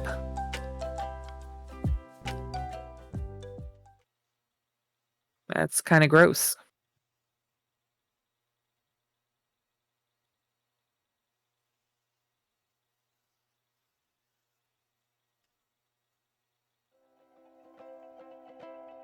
Entry number 9, Razor Chrome Brush. Appearance, a simple paintbrush. Purpose, weapon for use against sirens. It's no secret that Violet had for. It stands to reason that she has quite a collection of brushes made from the hairs of many different animals, including squirrels, hogs, and goats. Since Violet has no experience in martial arts or using any sort of weapon, she decided to bring a hog bristle paintbrush with her into the underworld. In all fairness, the bristles are strong and flexible, which are good qualities for a weapon to have, but its range is pitiful and lacks any sort of edge or weight. It's poorly suited for harming anything but a fragile canvas. This would change, however, when she decided to weave bits of a siren's hair into the brush and then sharpen it through a treatment of turpentine and aluminium. Now the brush is actually sharp enough to pierce skin and muscle tissues with enough force.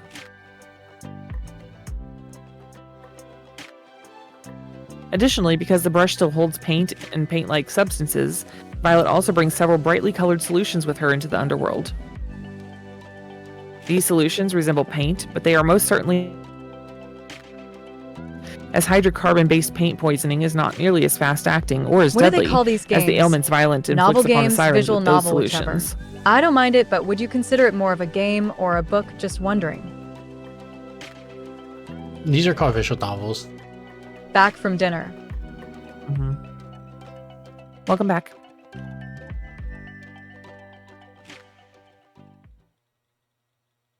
Yeah, these are visual novels, kind of like a choose your own adventure visual novel, because like you can click on different things to decide how the fate is going to go for the rest of the story.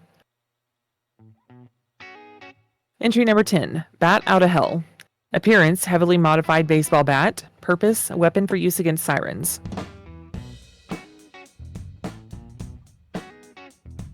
Only Ashton would think of attaching to a baseball bat to create a veritable Franken weapon.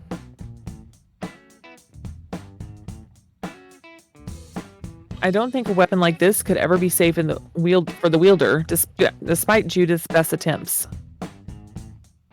I myself would question its effectiveness, since the fire is often superfluous, but it certainly gets the job done.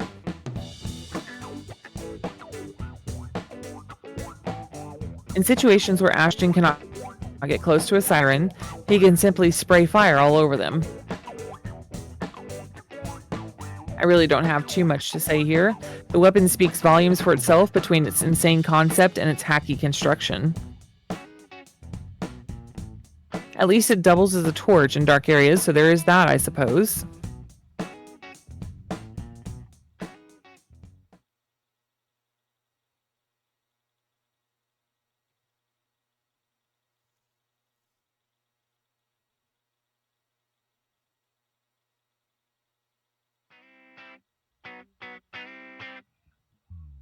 Entry number 11, Indomitable Fist. Appearance, cloth wraps. Purpose, weapon for use against sirens.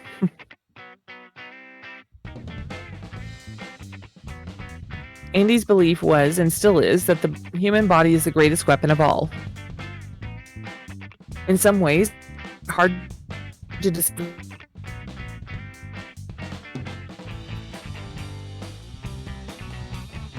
as the body can be strengthened repeatedly, repairs itself often, and cannot be stolen or knocked out of one's hand. She has some knowledge of the Taekwondo and Muay Thai, so it follows that she would use her fists and feet to fight the sirens.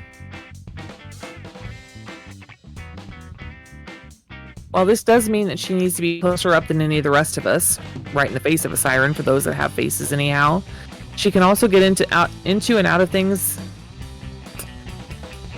She can also get into and out of that range with amazing speed. Sometimes I think she gets a bit too excited when throwing sequence of punches and kicks. It could be mistaken for savagery to those who don't know her, but I cannot blame her for applying 100% of herself in a fight for her life and the lives of others.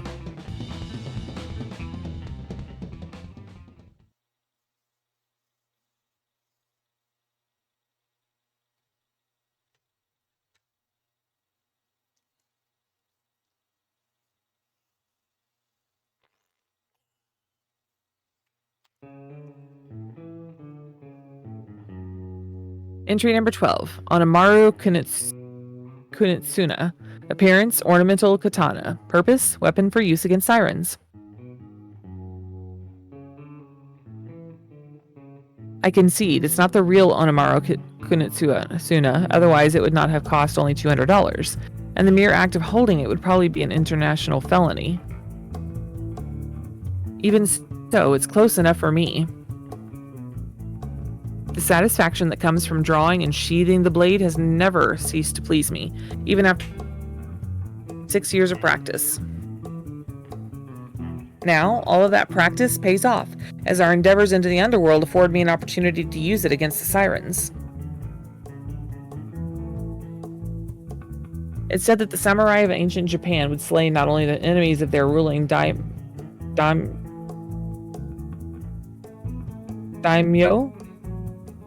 but also the oni, or demons. Although the underworld name that we have transposed upon the nightmare residing within the locker, the sirens are certainly demonic in appearance and perhaps even in nature. That means that this sword is a rather perfect fit, both for myself and for the task at hand. All I must do is ensure that the edge is well maintained, as that too is an aspect of Bushido that comes with respect to the blade and to one.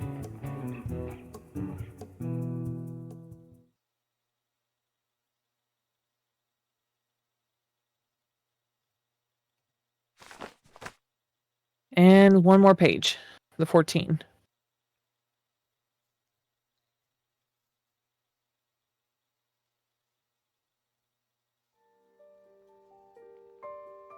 Entry number 13, Starchy Fire MK4. Appearance, potato cannon. Purpose, weapon for use against sirens.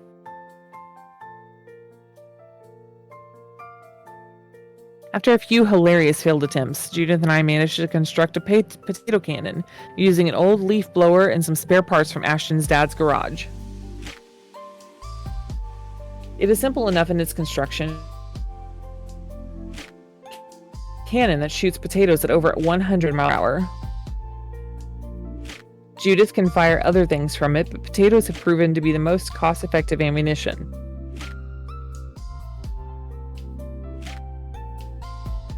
Due to a slight glitch in the combustion component that launches the potato, the cannon also superheats the potato itself. The bad news is that it needs to cool down between uses, but the good news is that the potatoes wind up exploding shortly after they emerge from the cannon's barrel. That means that they don't... Okay. This is rather effective for dealing with groups of sirens, as they are not unaffected by the force of the explosions or by the scalding burns of piping hot bush.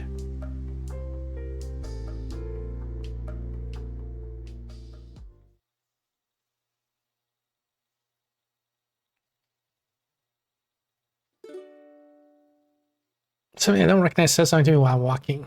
As non-scrimmage generic as this moment is, I still make an effort to smile and wave as we pass each other by.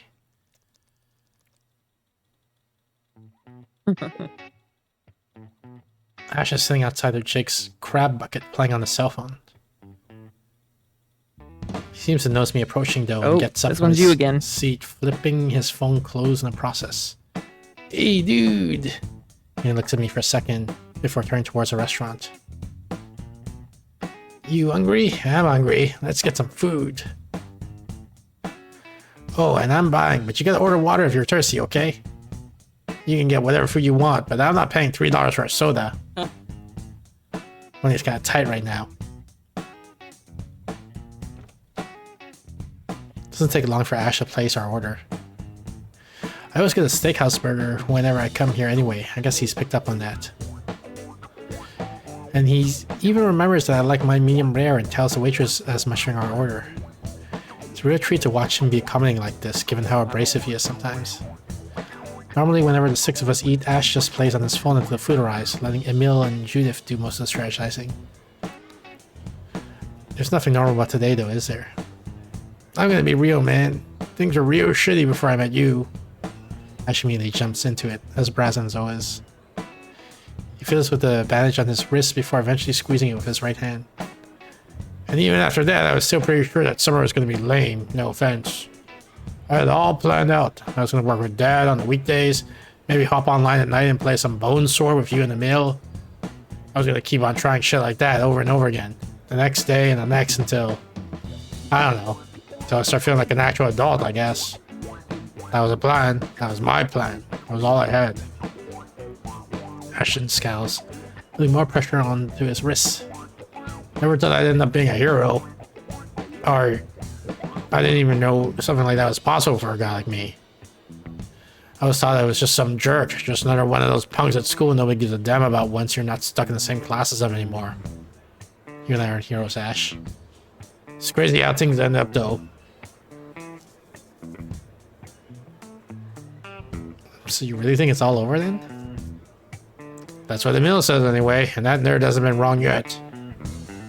I'm sure we're fine. Those sudden death incidents were happening a whole bunch before, right? And now we've gone 2 weeks without anybody seizing. That's gonna mean something, dude. Not only that, but the backside of the locker has been completely dead every time we've gone in since. I get where you're coming from, but that place is a total wasteland now. So relax, okay? You did good. We all did good. I don't really know what I'm gonna do now, though. All the important stuff is over, so I guess it's time for me to start acting like an actual adult. So what it sounds like is people in their town just randomly die for no reason, and then they went into the locker, and then them killing the sirens makes it so that people don't die in real life? Is that what's going on?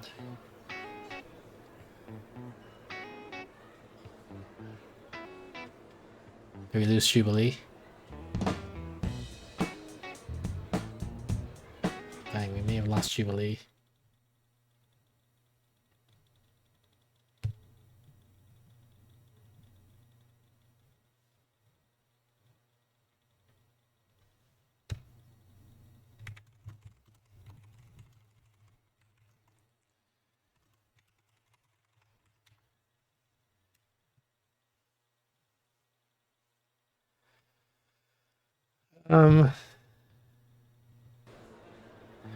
Working at Beam. Oh, you're back? Yeah, I'm here. I was asking you a bunch of questions. Oh, sorry, I didn't even hear him. My computer froze again. What was I saying? I was saying, so what it sounds like is happening is that people were dying in real life in the town, and then when they went to lockers and they killed the sirens that stopped people from dying in real life. Like, yeah, like maybe their sirens are what kept them alive, or their sirens that, or not their sirens, their muses that they were finding. No, I'm like Were random people causing them in the to stay town. alive or something. Random people in the town were dying in real life. Oh, It sounds like. Because they're saying like now nobody's died anymore, but like the 4 of them didn't die, right? They're still here. so you're cutting out again.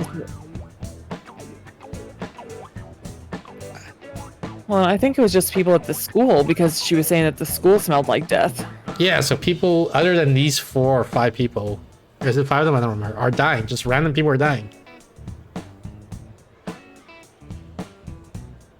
I Right? don't know.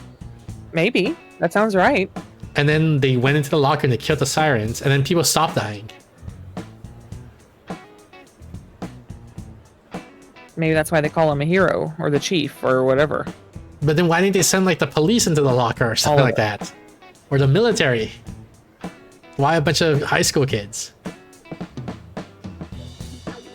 Because it's a visual novel about high school kids being saviors. Working at B Mobile with dad probably isn't gonna cut it though. I don't want to be one of those dudes that peaked when he was 18. I don't think that's gonna be good enough anymore. But it'll be pretty hard to top everything that's happened to us. When I do though, I want to be able to let my brother in arms know about it. So, Ashton places something on the table. The brand new cell phone along with a pretty slick looking case to go with it. This is for you. I'm not gonna be So we one get a cell phone. those guys you were friends with in high school and never end up talking to again. Can't help but try and hide my discomfort. Ashton slides the phone across the table. What? You weren't gonna buy one anyway. So take it. We had some spares lying around the house anyway. I'm sure Dad won't miss it. I do as I'm told and put Ashton's gift in my backpack. You're the only one of us actually leaving Florida, so I figure you're the one that needs a new phone the most. Emil, Judy, and Andy are all within walking distance, and Violet isn't leaving Siren's Call anytime soon. So that only leaves you. We can't talk about what happened with other people, so it's important we all still have a way to keep in touch, isn't it? Like, we fought together, dude. We bled together. You're not just gonna drop off the face of What's the this earth. cutscene gonna right? be? Of course not. Okay, cool. You better keep to that. When I start my new badass life as an adult, I want you to be able to know about it. Don't tell the others, but I've been thinking about getting a houseboat when I finally move out of my dad's place. Got no idea what I'm gonna do for a job, though. Hey, I know pirates aren't really a thing anymore, but how about detectives? We both got some experience solving mysteries now, don't we? Maybe if the whole higher education thing doesn't work out, you move back down here and the 2 of us can start something up. There might even be a way to turn what we did in the underworld into something that makes us some serious cash. It'd be nice to keep doing what we're doing, but actually get paid for it. What do you think about that, my dude? We're talking about Ashton's ideal future until our food arrives. After a bit, we finish eating and Ashton, true to his word, foots the bill. Damn, I guess this is it, huh? I'm sure you got other things to do, so I'll leave you to it. Ashton walks over and hands me a small slip of paper with his phone number on it. You acquired Ashton's phone number. Give me a call once you touch down in Nashville, alright? I love you, bro. Thanks for the adventures. I acknowledge Ashton sincerely with a reassuring thumbs up. See you soon. Stay cool. Phone sword. Stay cool. Pages 2 to 6. Look at this face. When you paint a big fake smile on your face, it only takes a little rain to wash it off. Remember that. This is so creepy. Remember that.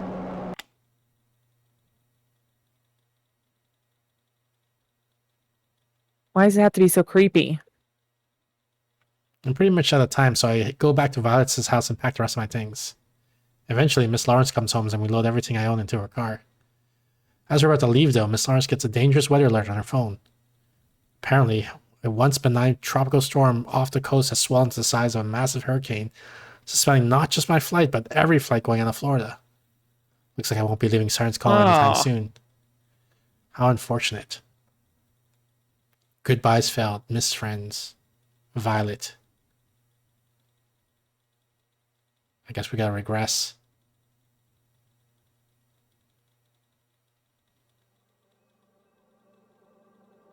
Is this Florida? Goal, say goodbye. I guess so.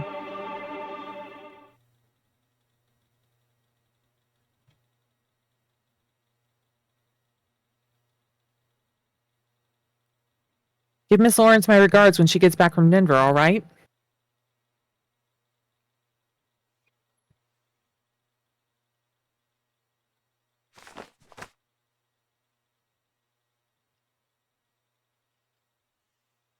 Oh boy. 2 through 6, okay.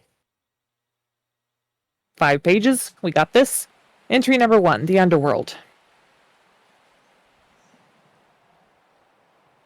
Setting foot in the Underworld is an unsettling experience. Most of the ground is rigid and spongy like the flesh of a corpse, and there's no wind at all, as though the air itself has been killed and left for dead.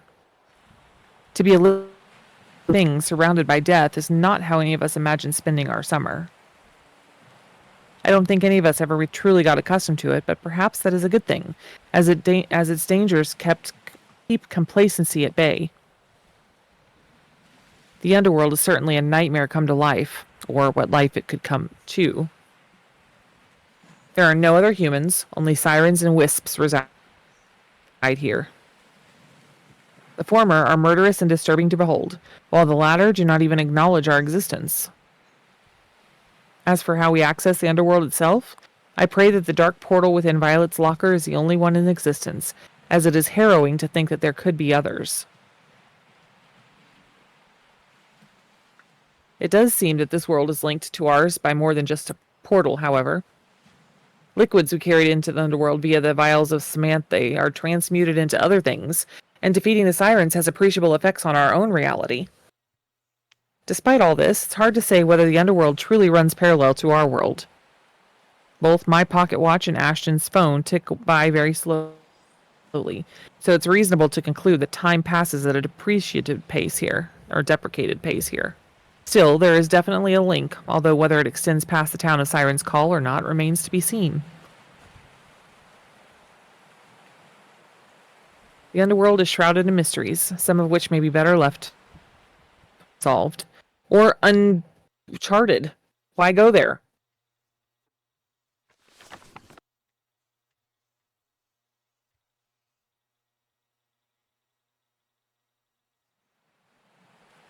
Entry 2, the Sirens. The Sirens are horrifying creatures to behold. They take many forms, as they are effectively their own species with several different breeds, quote-unquote. Although they all have some common traits, they lack human legs.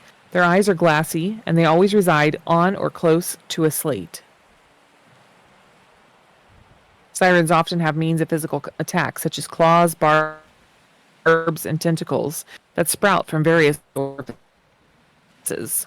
Which orifice are you thinking of, Jubilee?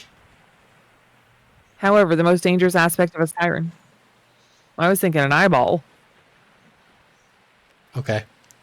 However, the most dangerous aspect of a siren is its song, since the vocal cords of a siren are capable of producing otherworldly arias and cries. These songs can evoke a wide range of human emotion, including fear, anger, joy, and sorrow. Against unprotected ears, these emotions are amplified to their extremes. Fear becomes paralysis, anger provokes uncontrollable rage, joy leads to unhealthy infatuation, and so on.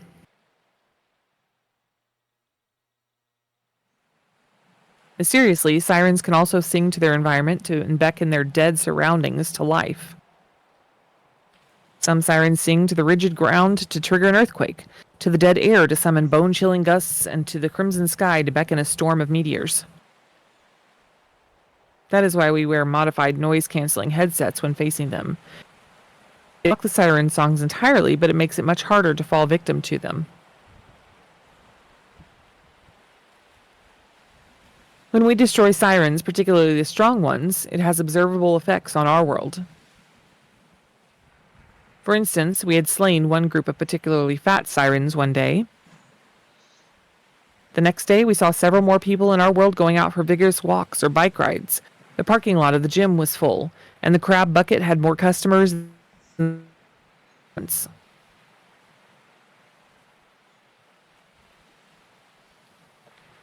They seem to be quite territorial, and they have no regard for the lives of wisps or of humans. I consider it fortunate that they generally do not hunt us down, so that we can at least engage in nightmares at our own pace.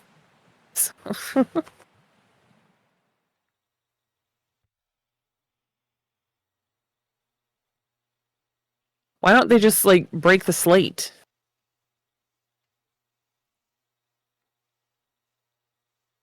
Why engage the nightmare at all? Well, here's your answer. Entry number 3, slate. Here we go.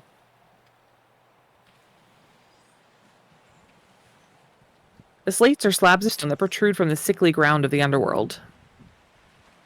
Upon most slates, one or more sirens reside.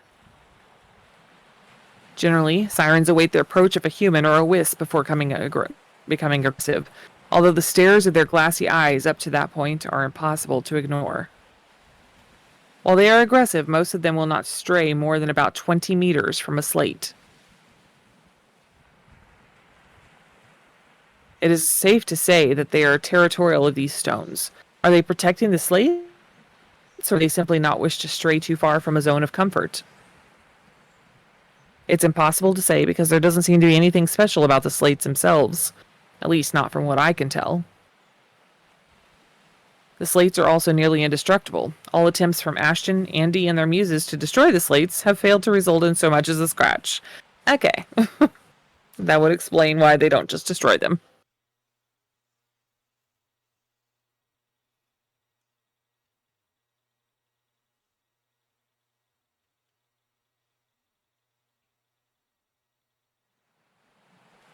Entry number 4, wisps. Wisps are interesting creatures. They generally resemble humans, at least in appearance, but all color has been drained to leave only black. A thick black liquid drips from their body as though they are constantly bleeding, yet their body language does not indicate any pain. It would be impossible to tell from their face if they feel agony or not, as they lack faces. Instead of eyes, noses, or mouths, a gaping void occupies the space between their thin hair and formless jaws. Lovely. They generally ignore us as we move through the underworld.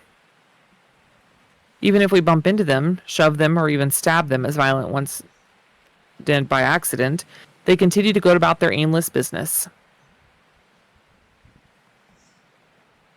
However, they are completely vulnerable to the songs of sirens, which causes them to do unpredictable things that often lead to them hurting themselves. In the worst of cases, they die. However, even if they die, death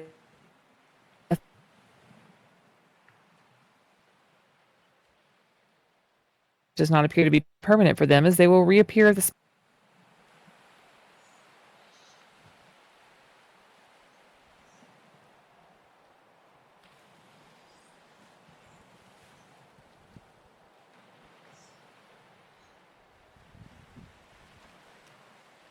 I'm frozen again. You unfrozen now? There we go. As they will reappear at the spot at which they died mere minutes after they perish.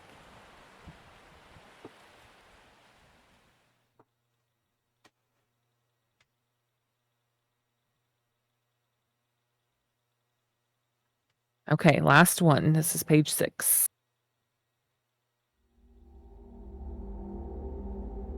Entry number 5, the seed. Oh, not this one again. I feel like I've read this one already. But I haven't read this one already. You have? The seed is an overwhelming source of negative energy.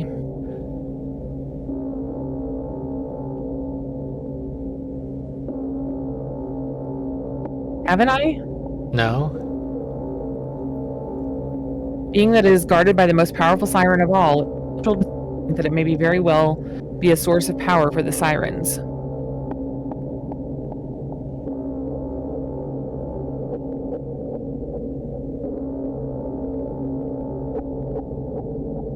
I've read this one.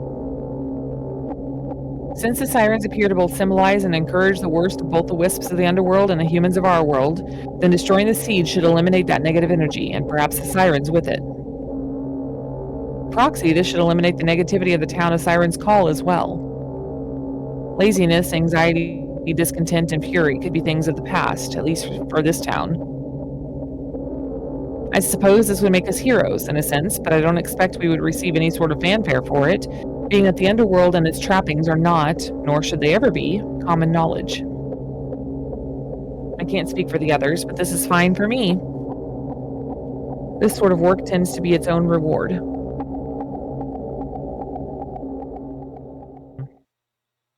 I feel like I've read that one already. Nah. Definitely did not. Look at all these. We didn't read any of these. Oh, the chasm of the seed. Something I don't recognize says something to me while I'm walking. As nondescript and generic as this moment is, I will make an effort to smile and wave as we pass each other by.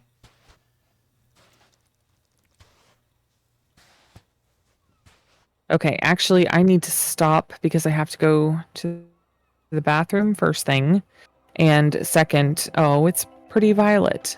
I guess this is the cliffhanger. We'll never know what happens Yeah, I've got to when stop. we meet Violet. Yes. She's so pretty. All right, goodbye, Jubilee. Thank you for helping us. Thank you for having me stream with me. What if this game is too spooky?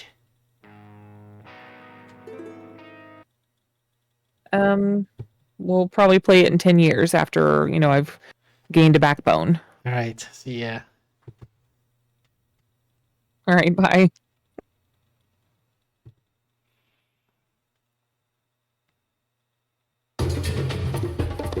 First cat. Thank you, everyone, for tuning in. That was Siren's Call, Escape Velocity. I didn't know it was going to be spooky. That turns out it's going to be Well, spooky. close enough. My regular schedule is top left corner screen every Thursday, 7:30 p.m. Pacific. That's about 44 minutes in your time zone. We got the Steph Thursday stream where we play puzzle games, hidden object games, that sort of stuff with my co-host Stephanie. We started at 6 p.m. Pacific. We got the Discord. we got the solo Saturday stream where I play random games from my review queue. Yeah, Julie did the Discord command, so go to Discord for updates to the schedule and any announcements for off-schedule streams. Let's see what's on the schedule. Today's Monday, so tomorrow Tuesday we're playing Underquest. Wednesday we're playing Bastide. Thursday we're playing There's No Dragon with Steph. Then Friday we're playing Silver Pine Creek with Rose, and then Saturday we're playing Creature Kind, so look forward to that. And yeah, I think that's it. Thanks again everyone for tuning in. I'll let you guys enjoy the rest of Capray while I look for Santa Raid.